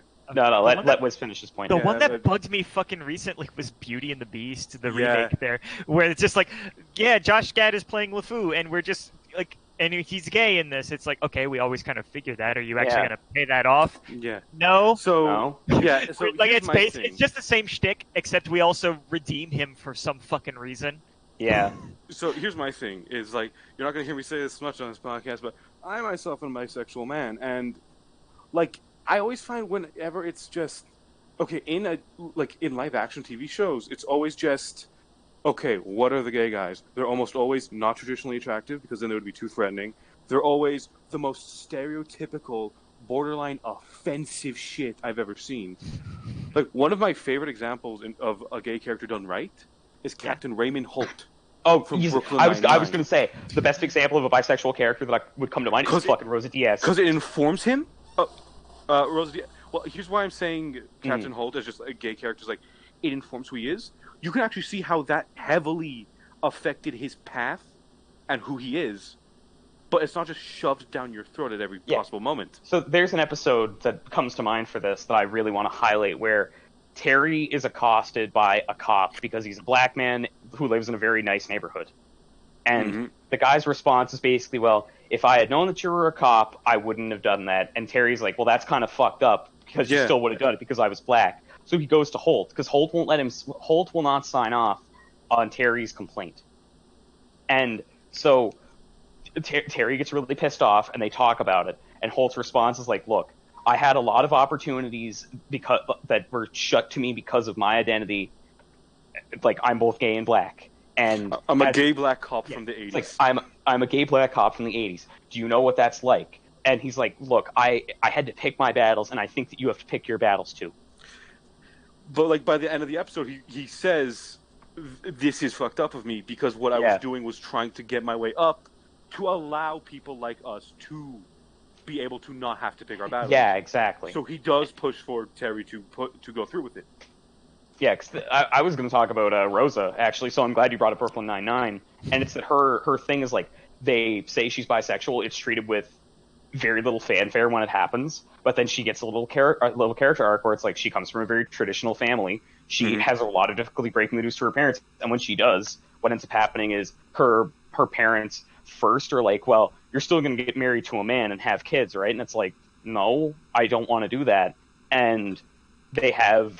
So one of the A-plots of an episode is basically her having to deal with that, and it's her father, and this never happens in media. It's her dad who's like, look, you're still you, I don't give a fuck, but your mom cares a lot about this, and like you might want to back off for a while. When it's Wow. this, I actually think that makes sense because a whole lot of like in my experience, it's oftentimes mothers who are really self-conscious about having grandchildren. Yes.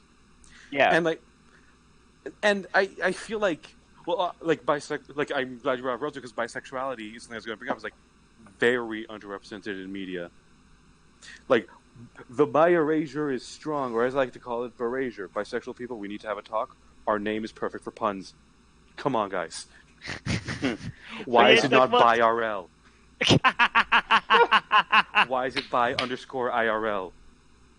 Yeah, That's really good. That's really really good. good. Well, here's the thing. I often feel like I'm often given the impression that it's like, oh, you're a straight white male, so you have absolutely no say in any of this.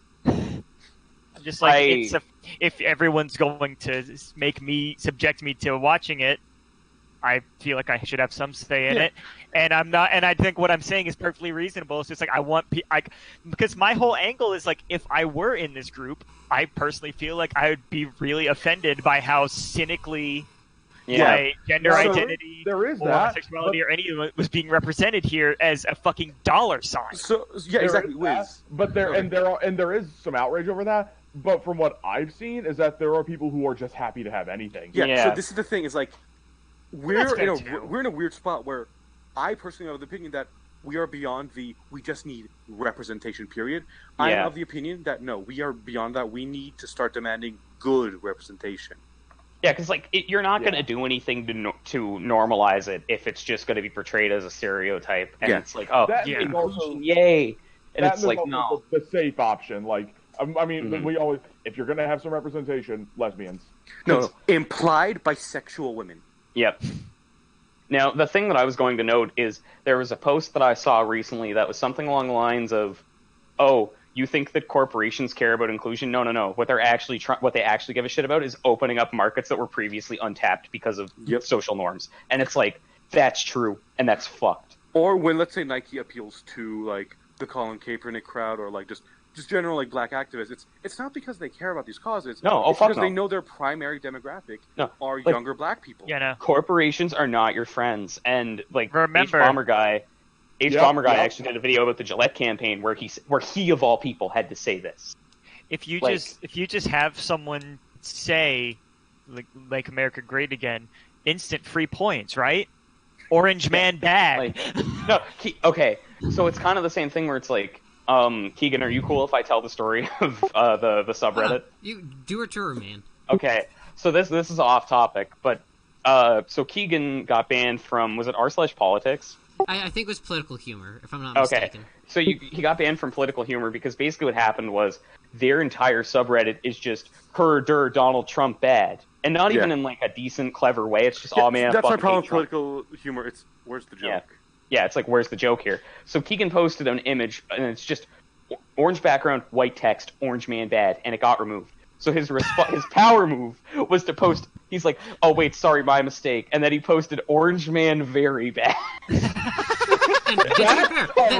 I got banned, so it's I can understand why that gets you banned, because that's just spam. Funny. Why would you get banned for that? It's funny on a meta level, it but is it's just spam. It is objectively Yeah, it is spam. Like, when you did it, I was like, I can see their point, but that is fucking good. No, it's funny to us, because it's a meta joke. It's not funny to anyone browsing the subreddit because they're not going to get it. They're not going to see it. I have seen many. I've seen many things in which I'm seeing the second half of a joke, and oftentimes the top-rated comment will be something pinned of the original part of the joke. Yeah, that just didn't get as much. But so going back to like stuff from when we were growing up, I wanted to actually mention a few other things. So, do you guys remember the Weekenders? Yes. So.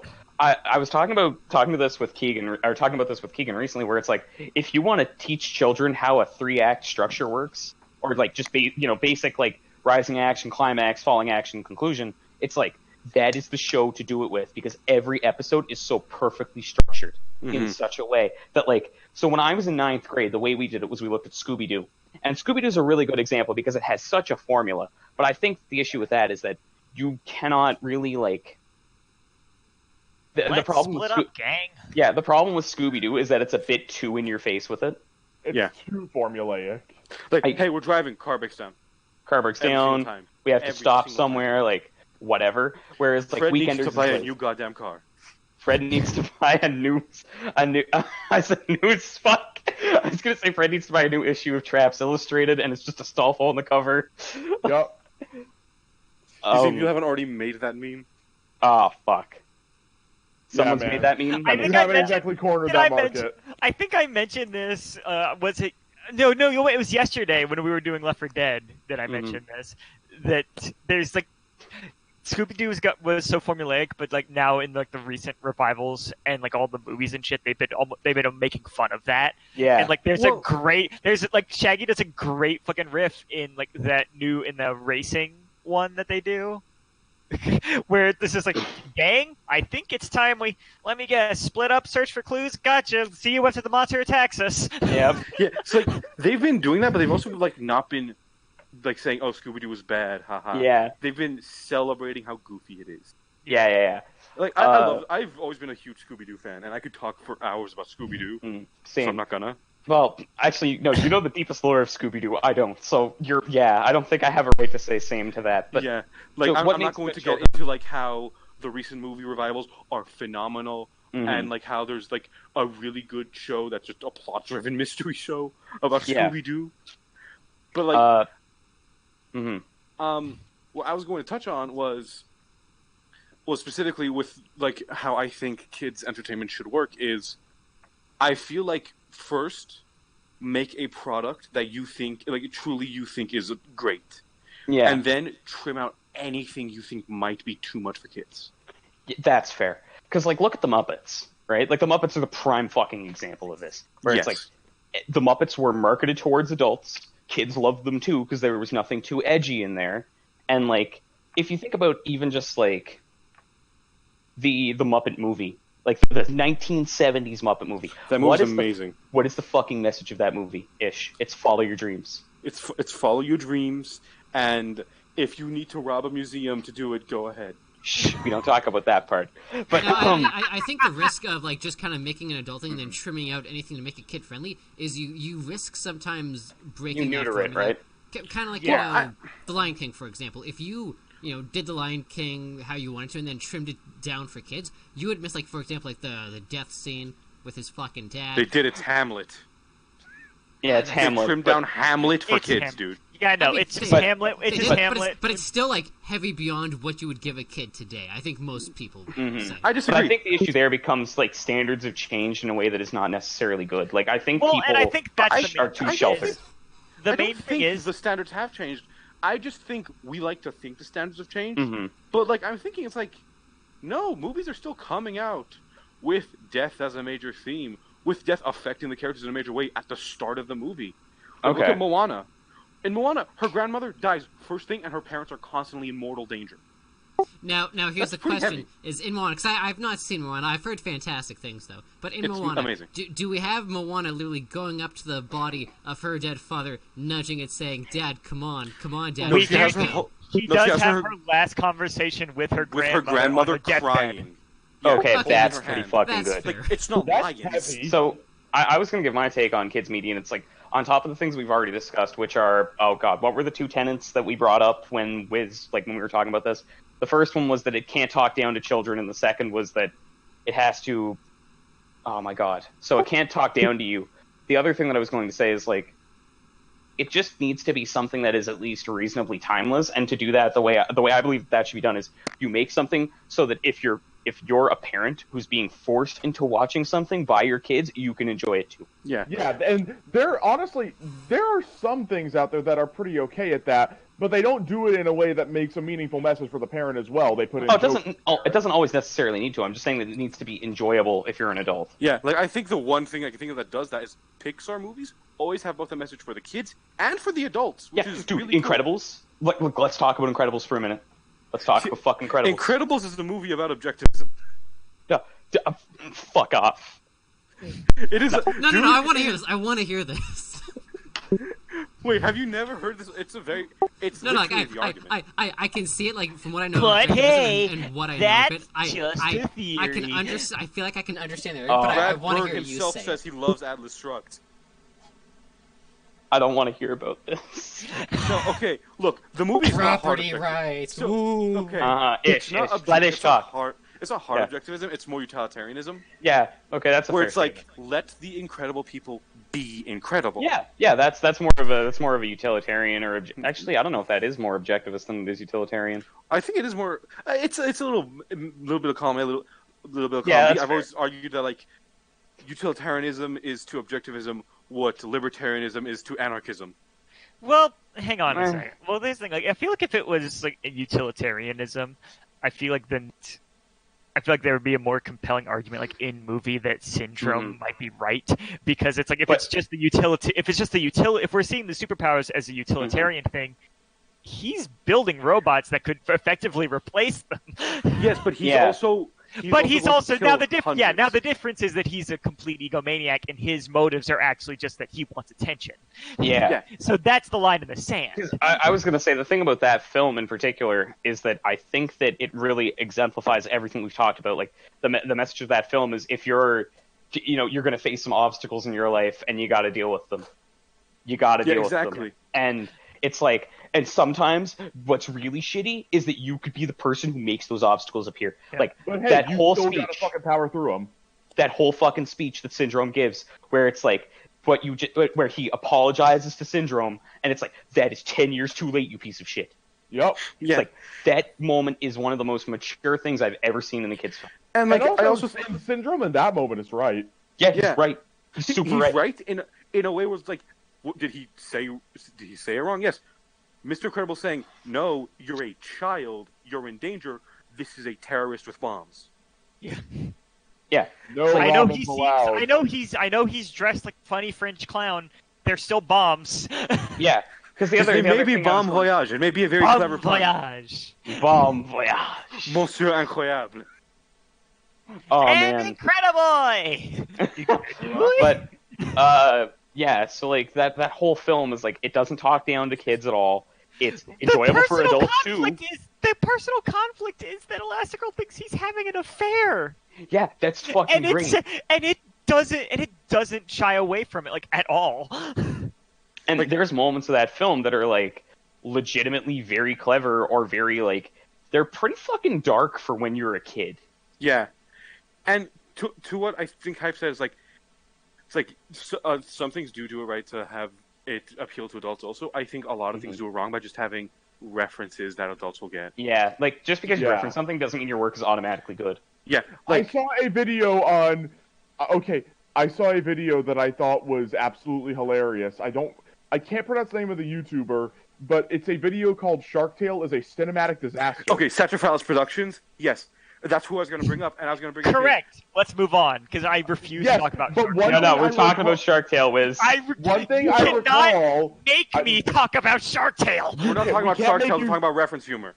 Yes, because one of the big points that he actually brings up throughout that video is why are you making, like, specifically the idea that, okay, these references clearly aren't for the kids, but they also clearly aren't for the adults because they're just not good. Yeah, because you got, like, Scarface, The Godfather. So that's the continuation of a bit from his Why Shrek 2 is the perfect sequel and Why Shrek 3 is a cinematic disaster videos of, in Shrek 2, all the references are there to build the world or are there to fulfill the plot. Swimming pools, movie You don't have to know what a Burger King is, but when you see the restaurant, the Burger Duke, it makes sense. Yeah. So it's like, oh yeah, why would you call it Burger King? There's a king there who will kill you if you call yourself the king. Yeah. It's like, honestly, we could talk about Shrek now if you guys want. Like, I know this podcast has gone really long. We can edit some crap out. So, like, Shrek, though, is like... Shrek is really in this weird limbo state for me where I saw it when I was a kid, but I didn't comprehend how adult Shrek was until I was an adult. Well, again, yeah, I feel like Shrek really does hit that perfect middle ground. Like, you can love it when you're a kid because of the humor, and then the story really hits you when you're an adult. Before we really dive into this, I just want to throw up a quick honorable mention. As far as like making a movie timeless and not just blindly throwing in references, I feel like there's also something to be said for making something so dated that it kind of becomes timeless. Oh, It becomes agreed. a time capsule. Read a Goofy movie. Oh no! You Oh want to my know God. That's my example? about as 90s as it gets. Back to the You want Future. my And it's example? Back to the Future, though. No, Back to the here's Future. my example. Yeah. Hey, remember Alf? He's back in Pog form. Because that joke only got better once Pog died. Yep. They were a thing when that joke was made. They're not Yeah. a thing anymore, and that makes Yeah. that joke fucking funnier. Or literally any of Skinner's bits about Vietnam. Yeah. It's like, yeah, because like, All I did was give you dated 80s comedy. so Shrek. It's like, Hey, so Willie. Shrek- So the beauty of Shrek is that not only is it like just a really good, legitimate deconstruction of fairy tale tropes down to like the end of that film, it also makes use of contemporary references in a way that feels really natural, like you said. Like there's a really good example where it's like there's the scene where it's the dating game, but it's just like, yeah, Princess number 1 is Sleeping Beauty, blah blah blah, she's asleep. And he's just like, okay, whatever. But like, Oh, you know what? plays Like to a great, Farquaad's character of he doesn't see them as people; he just sees them as objects for him to add so he can be a king. Yeah. well, and there's times that the joke works even if you don't get like the reference part of it. Like there's a really early one in Shrek 2 when the when Miami the Vice, dude's right? and I don't, not the Miami Vice, no, like when they're playing the trumpets because for the dude. Yeah, it's Miami yeah, Vice, dude. It's the Miami Vice Hawaii theme. Five-0. It's Oh, It's is it? Hawaii Five-0. Yeah, Oh, no, it's the Hawaii Five-0. Yeah, like the joke is funny anyway because it's like because the He's joke going is off just he's into a playing too funky long. tune. He's going off into a funky tune and he's getting reprimanded for it. But when you then realize that it's the fucking Hawaii Five-0 theme, it's That's extra even hilarious. better. It's a cherry on top. Yeah, and I think honestly the best way to make something a good reference is to have it be better or just as good if you've never seen the original If thing. you've never seen Agreed. I know people who have never seen Star Wars and adore Spaceballs.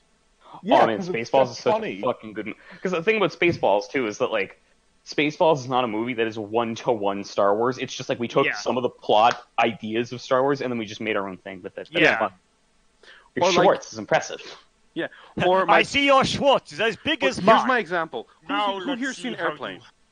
Yes, me. I have me, seen me, me, Airplane. me, Wait, me, me, what? What were we talking about? I'm sorry, I couldn't hear you over Wisdom. I've for a seen second. Airplane. I've seen Airplane. I've seen it. Yeah, because Airplane is a reference to a movie that was like No, legitimately it's not terrible. That reference was to a movie. It's It's dramatic. reference to a fucking genre. Yeah, of shit random- happening on planes. Yeah, no, not just shit happening on planes. Random disaster movies like shit happening on a boat, shit happening on a house, shit happening in the sky, shit happening underground, shit happening in my ass, shit happening in your ass. Shit happening in the my toilet. ass. Not And- the ass, not the shit. So, but no one yeah. remembers that genre because it completely died, except for maybe that movie 2012, and that was almost 10 years ago now. Well, that's just Well, disaster no, movies are a well, different that- genre. Yeah, no, disaster movies I feel Yeah. like are slightly different That's- things. So Yeah, that's what's fair. really interesting about Airplane is that almost all of those actors were serious dramatic actors that the director cast because, quote, I don't want a bunch of comedy actors because they're not going to play these tropes straight, and this movie will only be funny if you play the line yes, straight. exactly. Well, there was still some very classic comedic actors, but like it works because all that's right. a classic movie that I think pretty much every big fan of comedy movies has seen. Oh yeah, But What's I don't the- think anybody these days knows what that genre is, or even what that movie is referencing. It's all right, dear. I speak jive. Yeah, yeah, that's pretty good. like Blazing Saddles. As much as it hurts me to say, the Western is dead, but Blazing Yeah. Saddles is still fucking hilarious if you've never seen a cowboy. I give the Coen brothers credit for trying to bring it back with their True Grit reboot, and also whoever did Rango for that movie. Rango, such a good movie. Rango's amazing. Well, Rango Okay, also no. works to all our Dude, points of it we doesn't got- hold down yeah. for the kids. It completely holds up, and its references are timeless. God damn! We need to watch Rango again. We do. It's been Because forever. I hadn't seen it until Keegan one night. I think we get stoned when we watched Rango. You shouldn't. That movie's amazing. I feel like Keegan, that's a you're not coming reasonable through. assumption. Keegan, you're not coming through. That movie deserves your sobriety. No. No, But here's the we thing, were drunk, not high. Oh, okay, that's fair. Yeah, so we got really drunk and we watched Rango. And Rango is a fucking banger of a film that I Yeah. couldn't believe that I hadn't. That title is a joke on how many sequels Django had. And That's hell, great. Django the reboot itself be called Unchained was the title of the 7th sequel. That's beautiful. Because guess who else is a huge fan of dumb old Hollywood movies? Quentin Tarantino. Tarantino, my boy. Like, this But- movie is about old Hollywood actors getting killed by the Charles Manson murders. Yeah. Oh, I can't wait for that. I genuinely cannot wait for that movie. But Bruce Lee's in it for some reason. So the thing is that I was going to talk about with Rango is like, yeah, it's a really mature film for a kid, and when you watch it as an adult, you're like, wow, this is just fucking good. Especially because I love how the end is he doesn't beat the villain through force. He just earns his respect. He outsmarts him. Yeah. No, I don't mean like I'm not talking about the actual villain. I'm talking about the rattlesnake. Yeah, no, exactly. Check the rattlesnake. Yeah. No, he corners the rattlesnake, has a gun to his head, and then drops. Is like, we cool? Yeah, it's like because the best part of that film is he outsmarts him, and then it's like I could kill you right now, but guess what? I'm not going to because you've earned my respect. From one legend to another, I tip my hat to you, and then he fucking slithers away. From one legend to another. Because the whole thing is like That Rango. might be the best line That was the best! ever. Yeah, That was because so Rango good! comes in, lies that he's a legend, and throughout the course of the movie, becomes the legend. That was also one of the only films I've ever seen with like that stupid liar revealed plot that kids movies That really worked. like. It That works. works. Yeah, like it's such a trope plot because I can only think of it working once, and that's Rango. Yeah. Oh no, you know what it is? Like you've mentioned the liar reveal plot. I was thinking I was thinking of a movie that kind of sidesteps the liar reveal plot, and it's another one that's like probably not as adult as Rango. Like watching it later, Road to El Dorado. I honestly I don't remember watching. Like I watched it for sure when I was a kid. I don't remember it. Movie. It's a phenomenal movie. It's There's basically no it's an animated princess in Spain, effectively. That's great. Like, it's that kind of comedy. In Mexico, let's be specific. That's wonderful. So here's the thing: it very much is. My thing is, it's not a liar reveal. It's the con men going to the savages. This is an old Hollywood trope that they brought back for that movie. It's the con men going to the savages. Well, the thing is, like, they kind of also they sort of sidestep doing a liar reveal plot when it's like when it's kind of hinted that the chief knows what's up. Yeah, because he hits him with that line because it's just like because he hits him with a line. He goes, "Air is human," and it's like, and Miguel is like, getting back into the boat, and then he pauses and he's just like, "Wait, what?" Yeah, but he's just like, giving him this big fucking smile. Yeah, well, like they also end up saving the city of El Dorado. Yeah. So it's fine. Yeah, no, and that might be the comedic pair that I would never have thought to combine, but I'm so glad someone did. Kenneth Branagh and Kevin Kline as a comedic duo? Yes. Yeah. So, and like, okay, I want to bring up what I think is DreamWorks' best film and how I think is like, this is honestly, I think it's a perfect way to do a darker kid story. Okay. The Prince of Egypt. Yep, oh my god, yes. Yep. Like, hype, I feel like if you watched that would be your exception to your rule of you can't stand musicals. Like, it wouldn't change your mind. It wouldn't change your mind, but it wouldn't change your mind, obviously. But I think that would be the exception to your rule. Well, there's a song in there that I feel like might grate on him. I feel like playing with the big boys is like completely out of left field. You guys are very intent on trying to break down just something I've never liked. Oh no, you're allowed to not like it. I'm just saying, like, yeah, I know. It's just I find you guys are like, dude, they're biblical chants. Like they are. Yeah. They're not even musical numbers. Okay, that's fine. It's just you guys are putting in a lot of effort for this. Oh, I'm not bringing up Prince of Egypt. Which we're just bringing it up. Ever made. But like, so yeah, Prince of Egypt. It hits on some really dark themes, and it not deconstructs, but it like analyzes a Bible story in a way I've never seen. I was about to say, like, you can't really tell a Bible story and deconstruct it at the same time because that's like ancient. So, like, it's basically a retelling of the movie The Ten Commandments with Val Kilmer as Moses. Yeah. This time, it's like Iceman is Moses and God, which you can read some shit into, like Moses is the voice of God.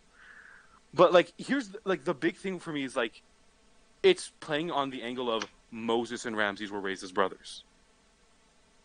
Yeah, that's the main focus of it. Yeah, it's the conflict that they are raised as brothers, they love each other, and literal divine conflict. Yep. And my personal favorite bit is like, a lot of the songs have quite a bit of Hebrew. and/or translations of the Hebrew prayers during Passover. Huh. So that's just fan service for me. It's just really neat. Yeah. Yeah, that doesn't add to the story, but it's the first movie I've seen admit no, Moses was not a white dude. He's from Egypt. Yeah. And he spoke Hebrew, no doubt. It's one of those things that's just a nice little I want to say fan service. I guess. That's a weird type of fan service. Yeah. Can I really call myself a fan of Moses? Service? Yeah. Yeah. No, dude, you're Jewish. I think you can call yourself a fan of Moses because I think that not calling yourself a fan of Moses is very disingenuous. I'll go It to feels a like fucking sacrilege. synagogue if it renames itself the Moses Fan Club. Yeah, I'm down with that. Yeah, I'm done. I'll bring it up at the next meeting. Okay, so Prince of Egypt is really good. Yeah, it touches on a lot of stuff. It doesn't talk down to kids. It even helps teach them about some things. Like sometimes in life, you're gonna have to do some things you really don't want to do for the right reason. You're gonna have to look past yourself. Because the only other example of a liar revealed plot that I think works even remotely well is in A Bug's Life, and it's because it's not the main character who's the liar. Yes, he is. He's lying to them that these are great warriors. No, because the main, there's that one scene where he's like, "How the fuck could you people tell me that you're great warriors when you're just circus bugs?" He's like, "We didn't tell you. You just Yeah. assumed that because you saw us us accidentally destroy a bar." Yeah, That's they got into a got bar a bit fight. of an oh no moment right there. Yeah, and then the movie turns into the worst version of the Savage Samurai. Yeah, it's not, but It's probably Pixar's worst film. I enjoyed it when I was growing up. Wait a minute, Cars exists. Never mind. Yeah, I liked Cars. I liked Cars 1. I'm They fine go with vroom cars. vroom. Let me put it this way: I was a car kid, so So one of my favorite fucking Simpsons bits is it's a modern Simpsons bit where Milhouse goes, "But if the cars drink gas, then why do they have teeth? That's terrifying." that's great. That's pretty Yeah. good. And it's like that's one of the only modern Simpsons bits that actually makes me laugh out loud every time I hear it. But so If was I there had any a other... fish, if I'd never had a fish, Bart, why did I have the bowl? Why did I have the bowl? But so what does anyone else have anything they'd like to add before we... And I think we're probably just gonna have Why to do let we this one even have peter out. topics at this point?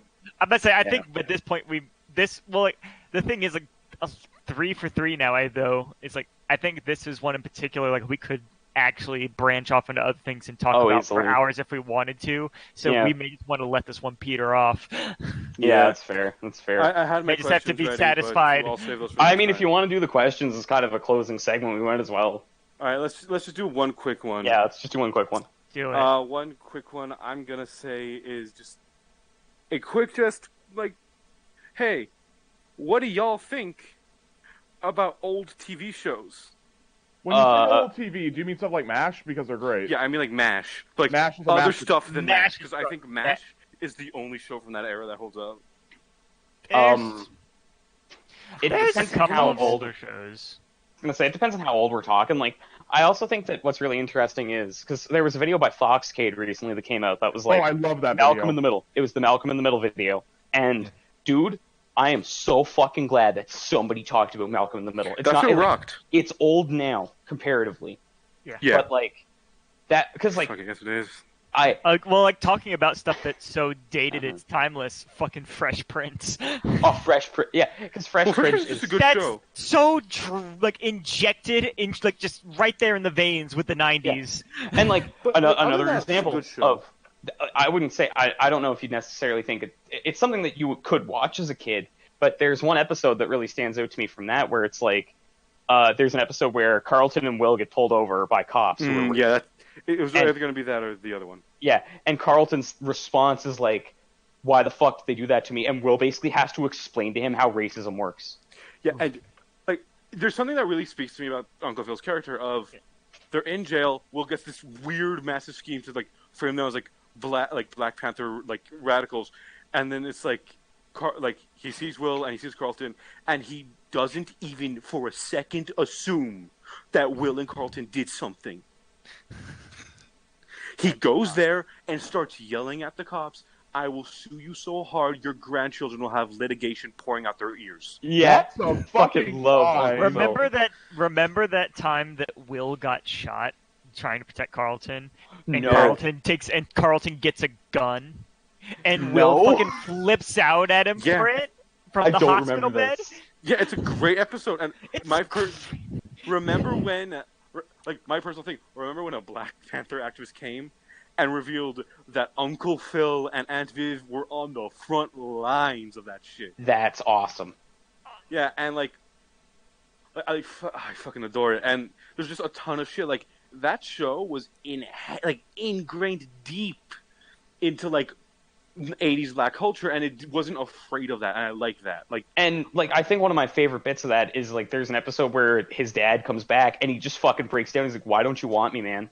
Yeah, because there was Why don't you want me, man? there was a huge epidemic at the time of just missing Black fathers. It was just really a really tragic time at the time. Yeah. So my personal example of it is Will Smith talked about this a while ago, just this keynote video, and he's saying we didn't want to be the Cosby Show, and he talked about why he liked the Cosby Show, even despite he can never hate it despite what's been going on. Despite Bill Cosby being Bill Cosby.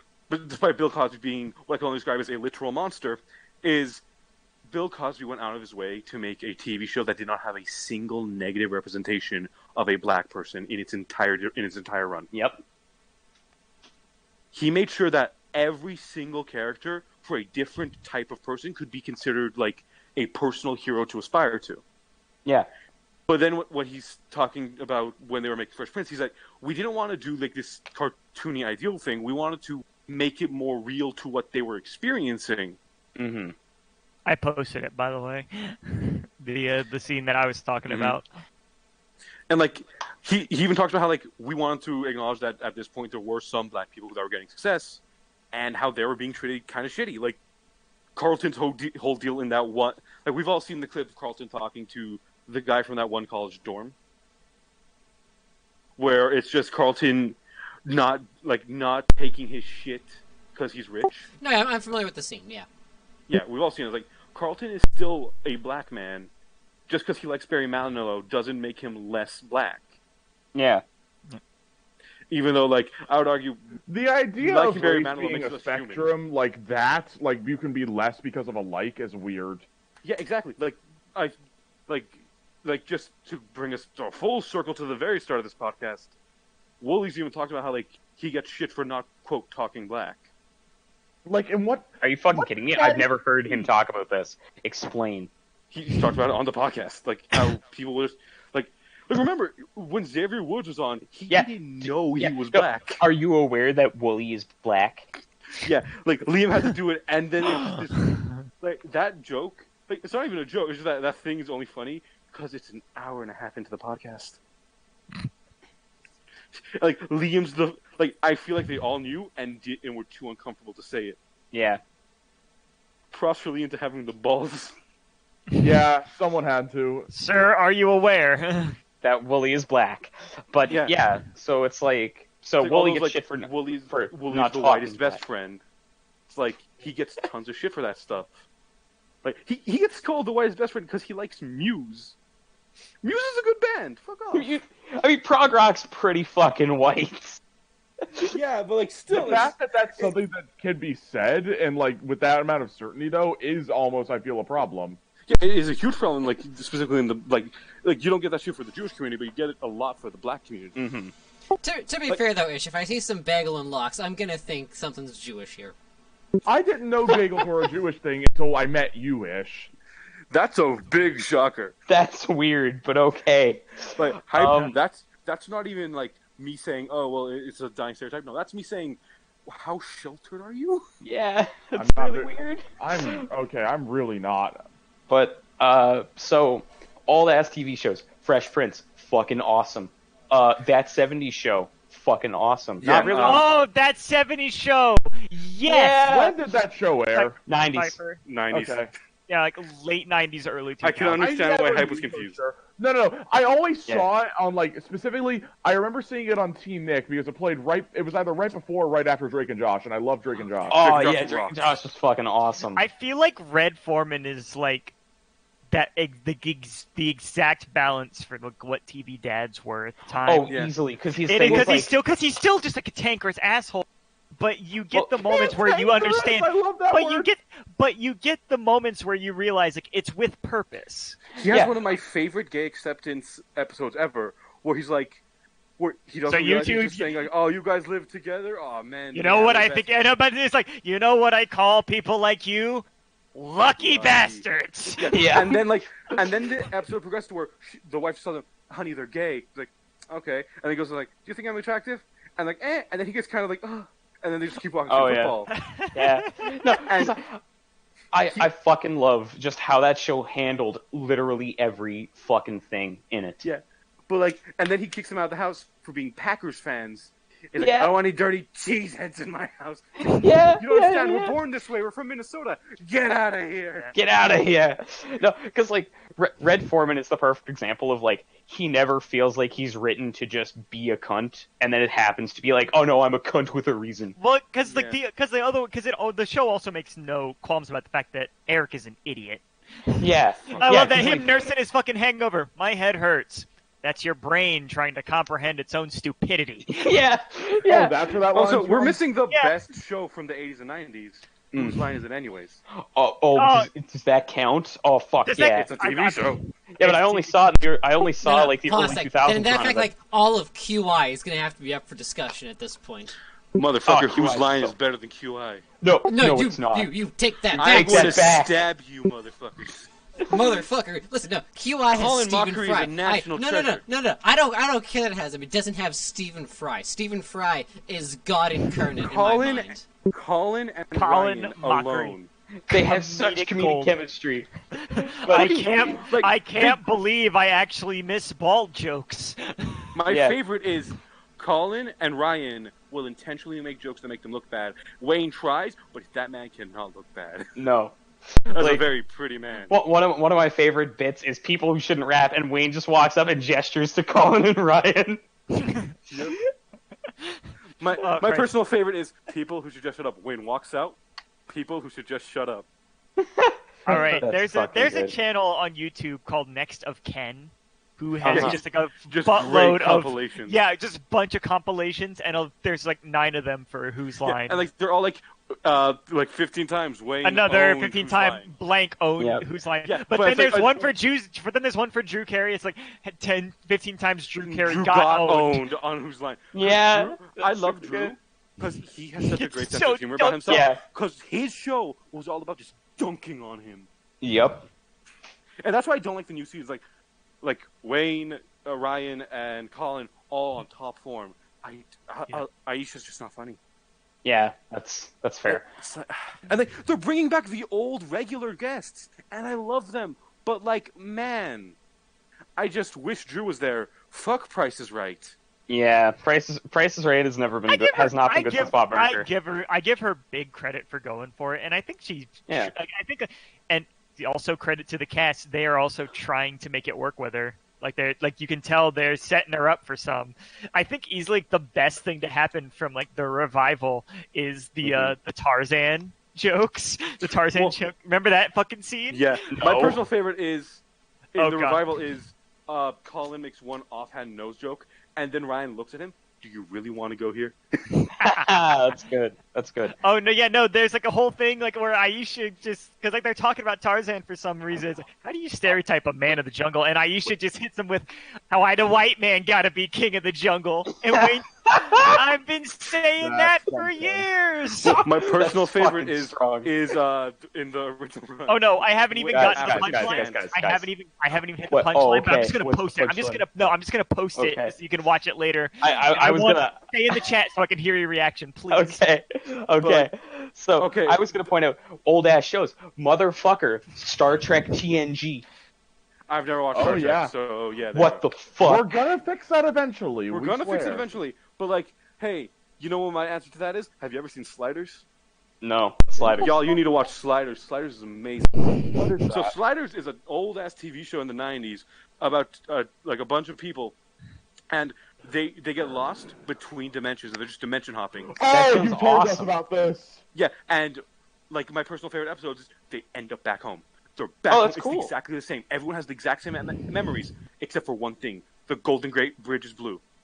That's fucking hilarious. The entire episode is them deciding. So do we leave? Like Before that version of them also is between dimensions.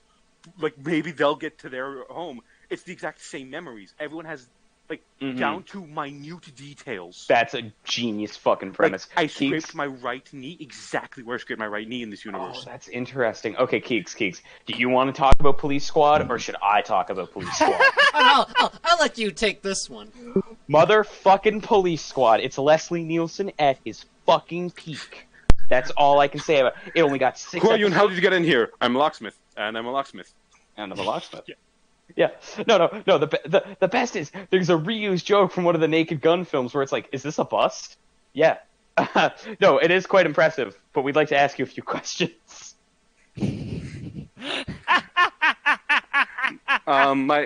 That's pretty good. What's another good old TV show? I mean, wait, we I've gotta got talk one more about bit. Friends and Seinfeld.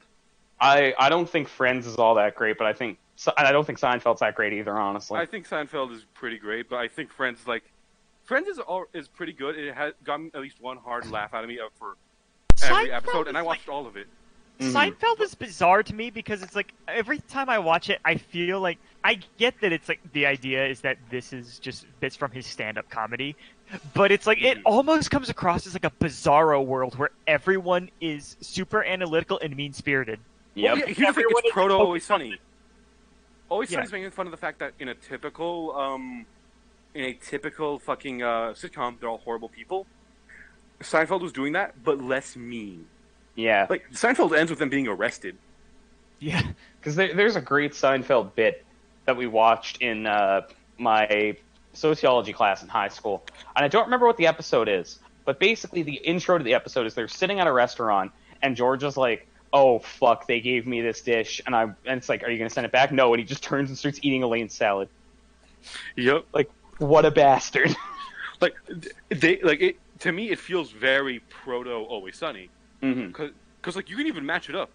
Like, Charlie is, like, thank God Charlie Kelly in real life is not a massive racist, but Charlie is fucking Kramer. Yeah. Newman is fucking Frank. Newman is Frank. I do not Now, the real like this question is- painting, Kramer. Yeah. It's smug aura amuse. No, it's smug aura.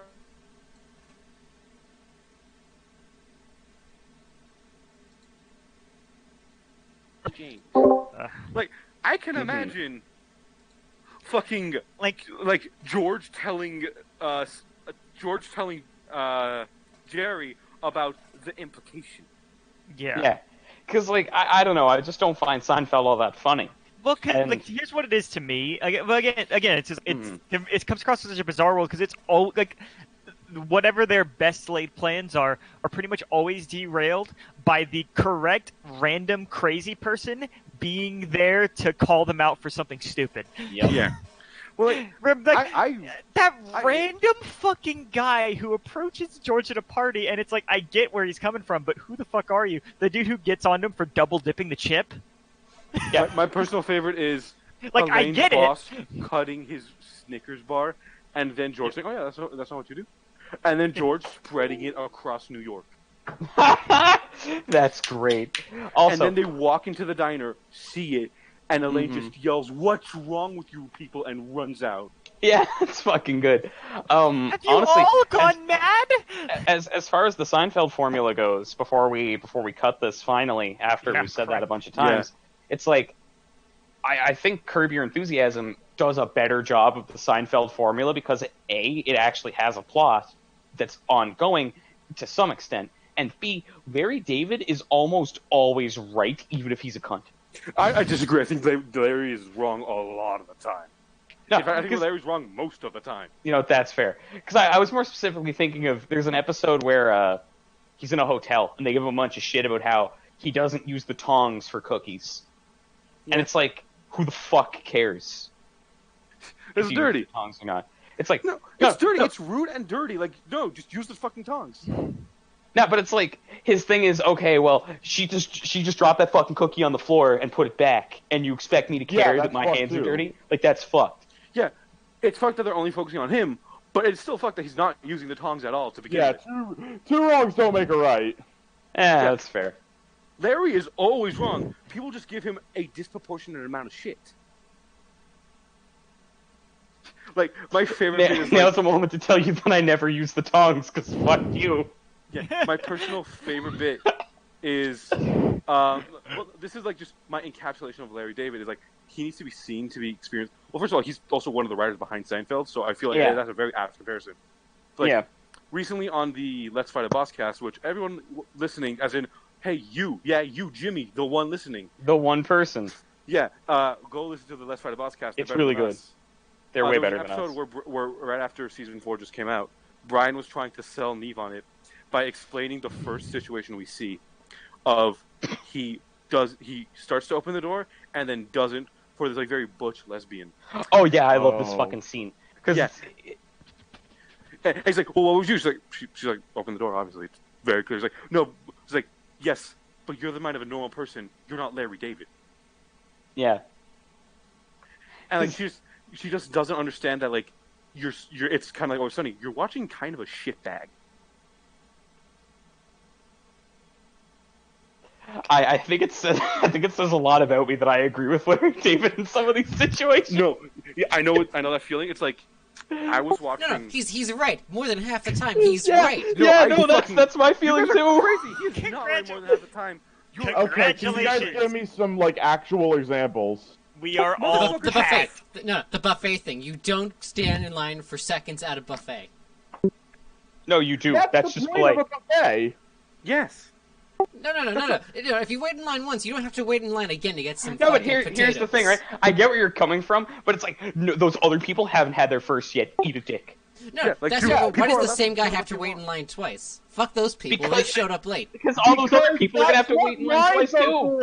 If you go on a fucking roller coaster, you don't just get to cut back to the front. In my world, you can on the second go.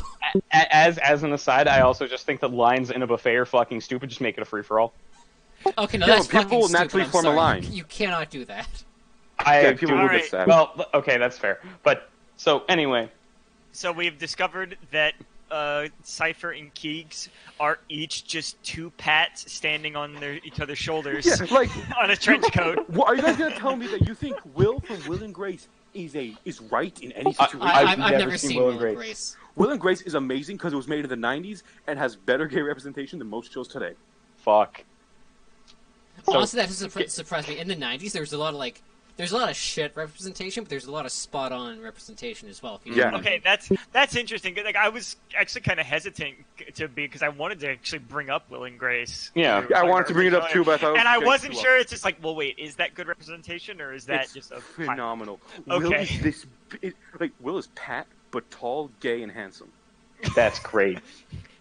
So not Pat. So, no, everything else is the same. It's what Pat is in Paige's fan fictions. Oh, I get you. So, in all seriousness, Ish. Give me a scenario. Give me a scenario from Will and Grace so the Keegs and I can evaluate it. He's such a okay. You know how in Archer it's talk, smack, talk, smack. Yeah. In terms of the dialogues, like just a slap. Every time it's talk, bitchy comment. That's great. But no, dude. There's a running gag of Grace's best friend's husband is never on screen, but he's a very well-established character. He's hilarious, and he's like one of everybody's favorite characters. There's always an excuse why he's just off screen. But Ish, I don't think you understood my question. I was asking you because you said, do you guys agree with Will's advice and Will and Grace, and we have not seen it. Yeah, like a Seinfeld, like one of the Seinfeld situations. Okay. Walking down the street. Yeah. Will sees a guy in a suit and says, no. And then when the guy says, what do you mean no? No, and just walks away. That's fucking great! But that's not advice, when the guy finds him, he's like, oh yeah, it's a nice suit, I just felt like fucking with you.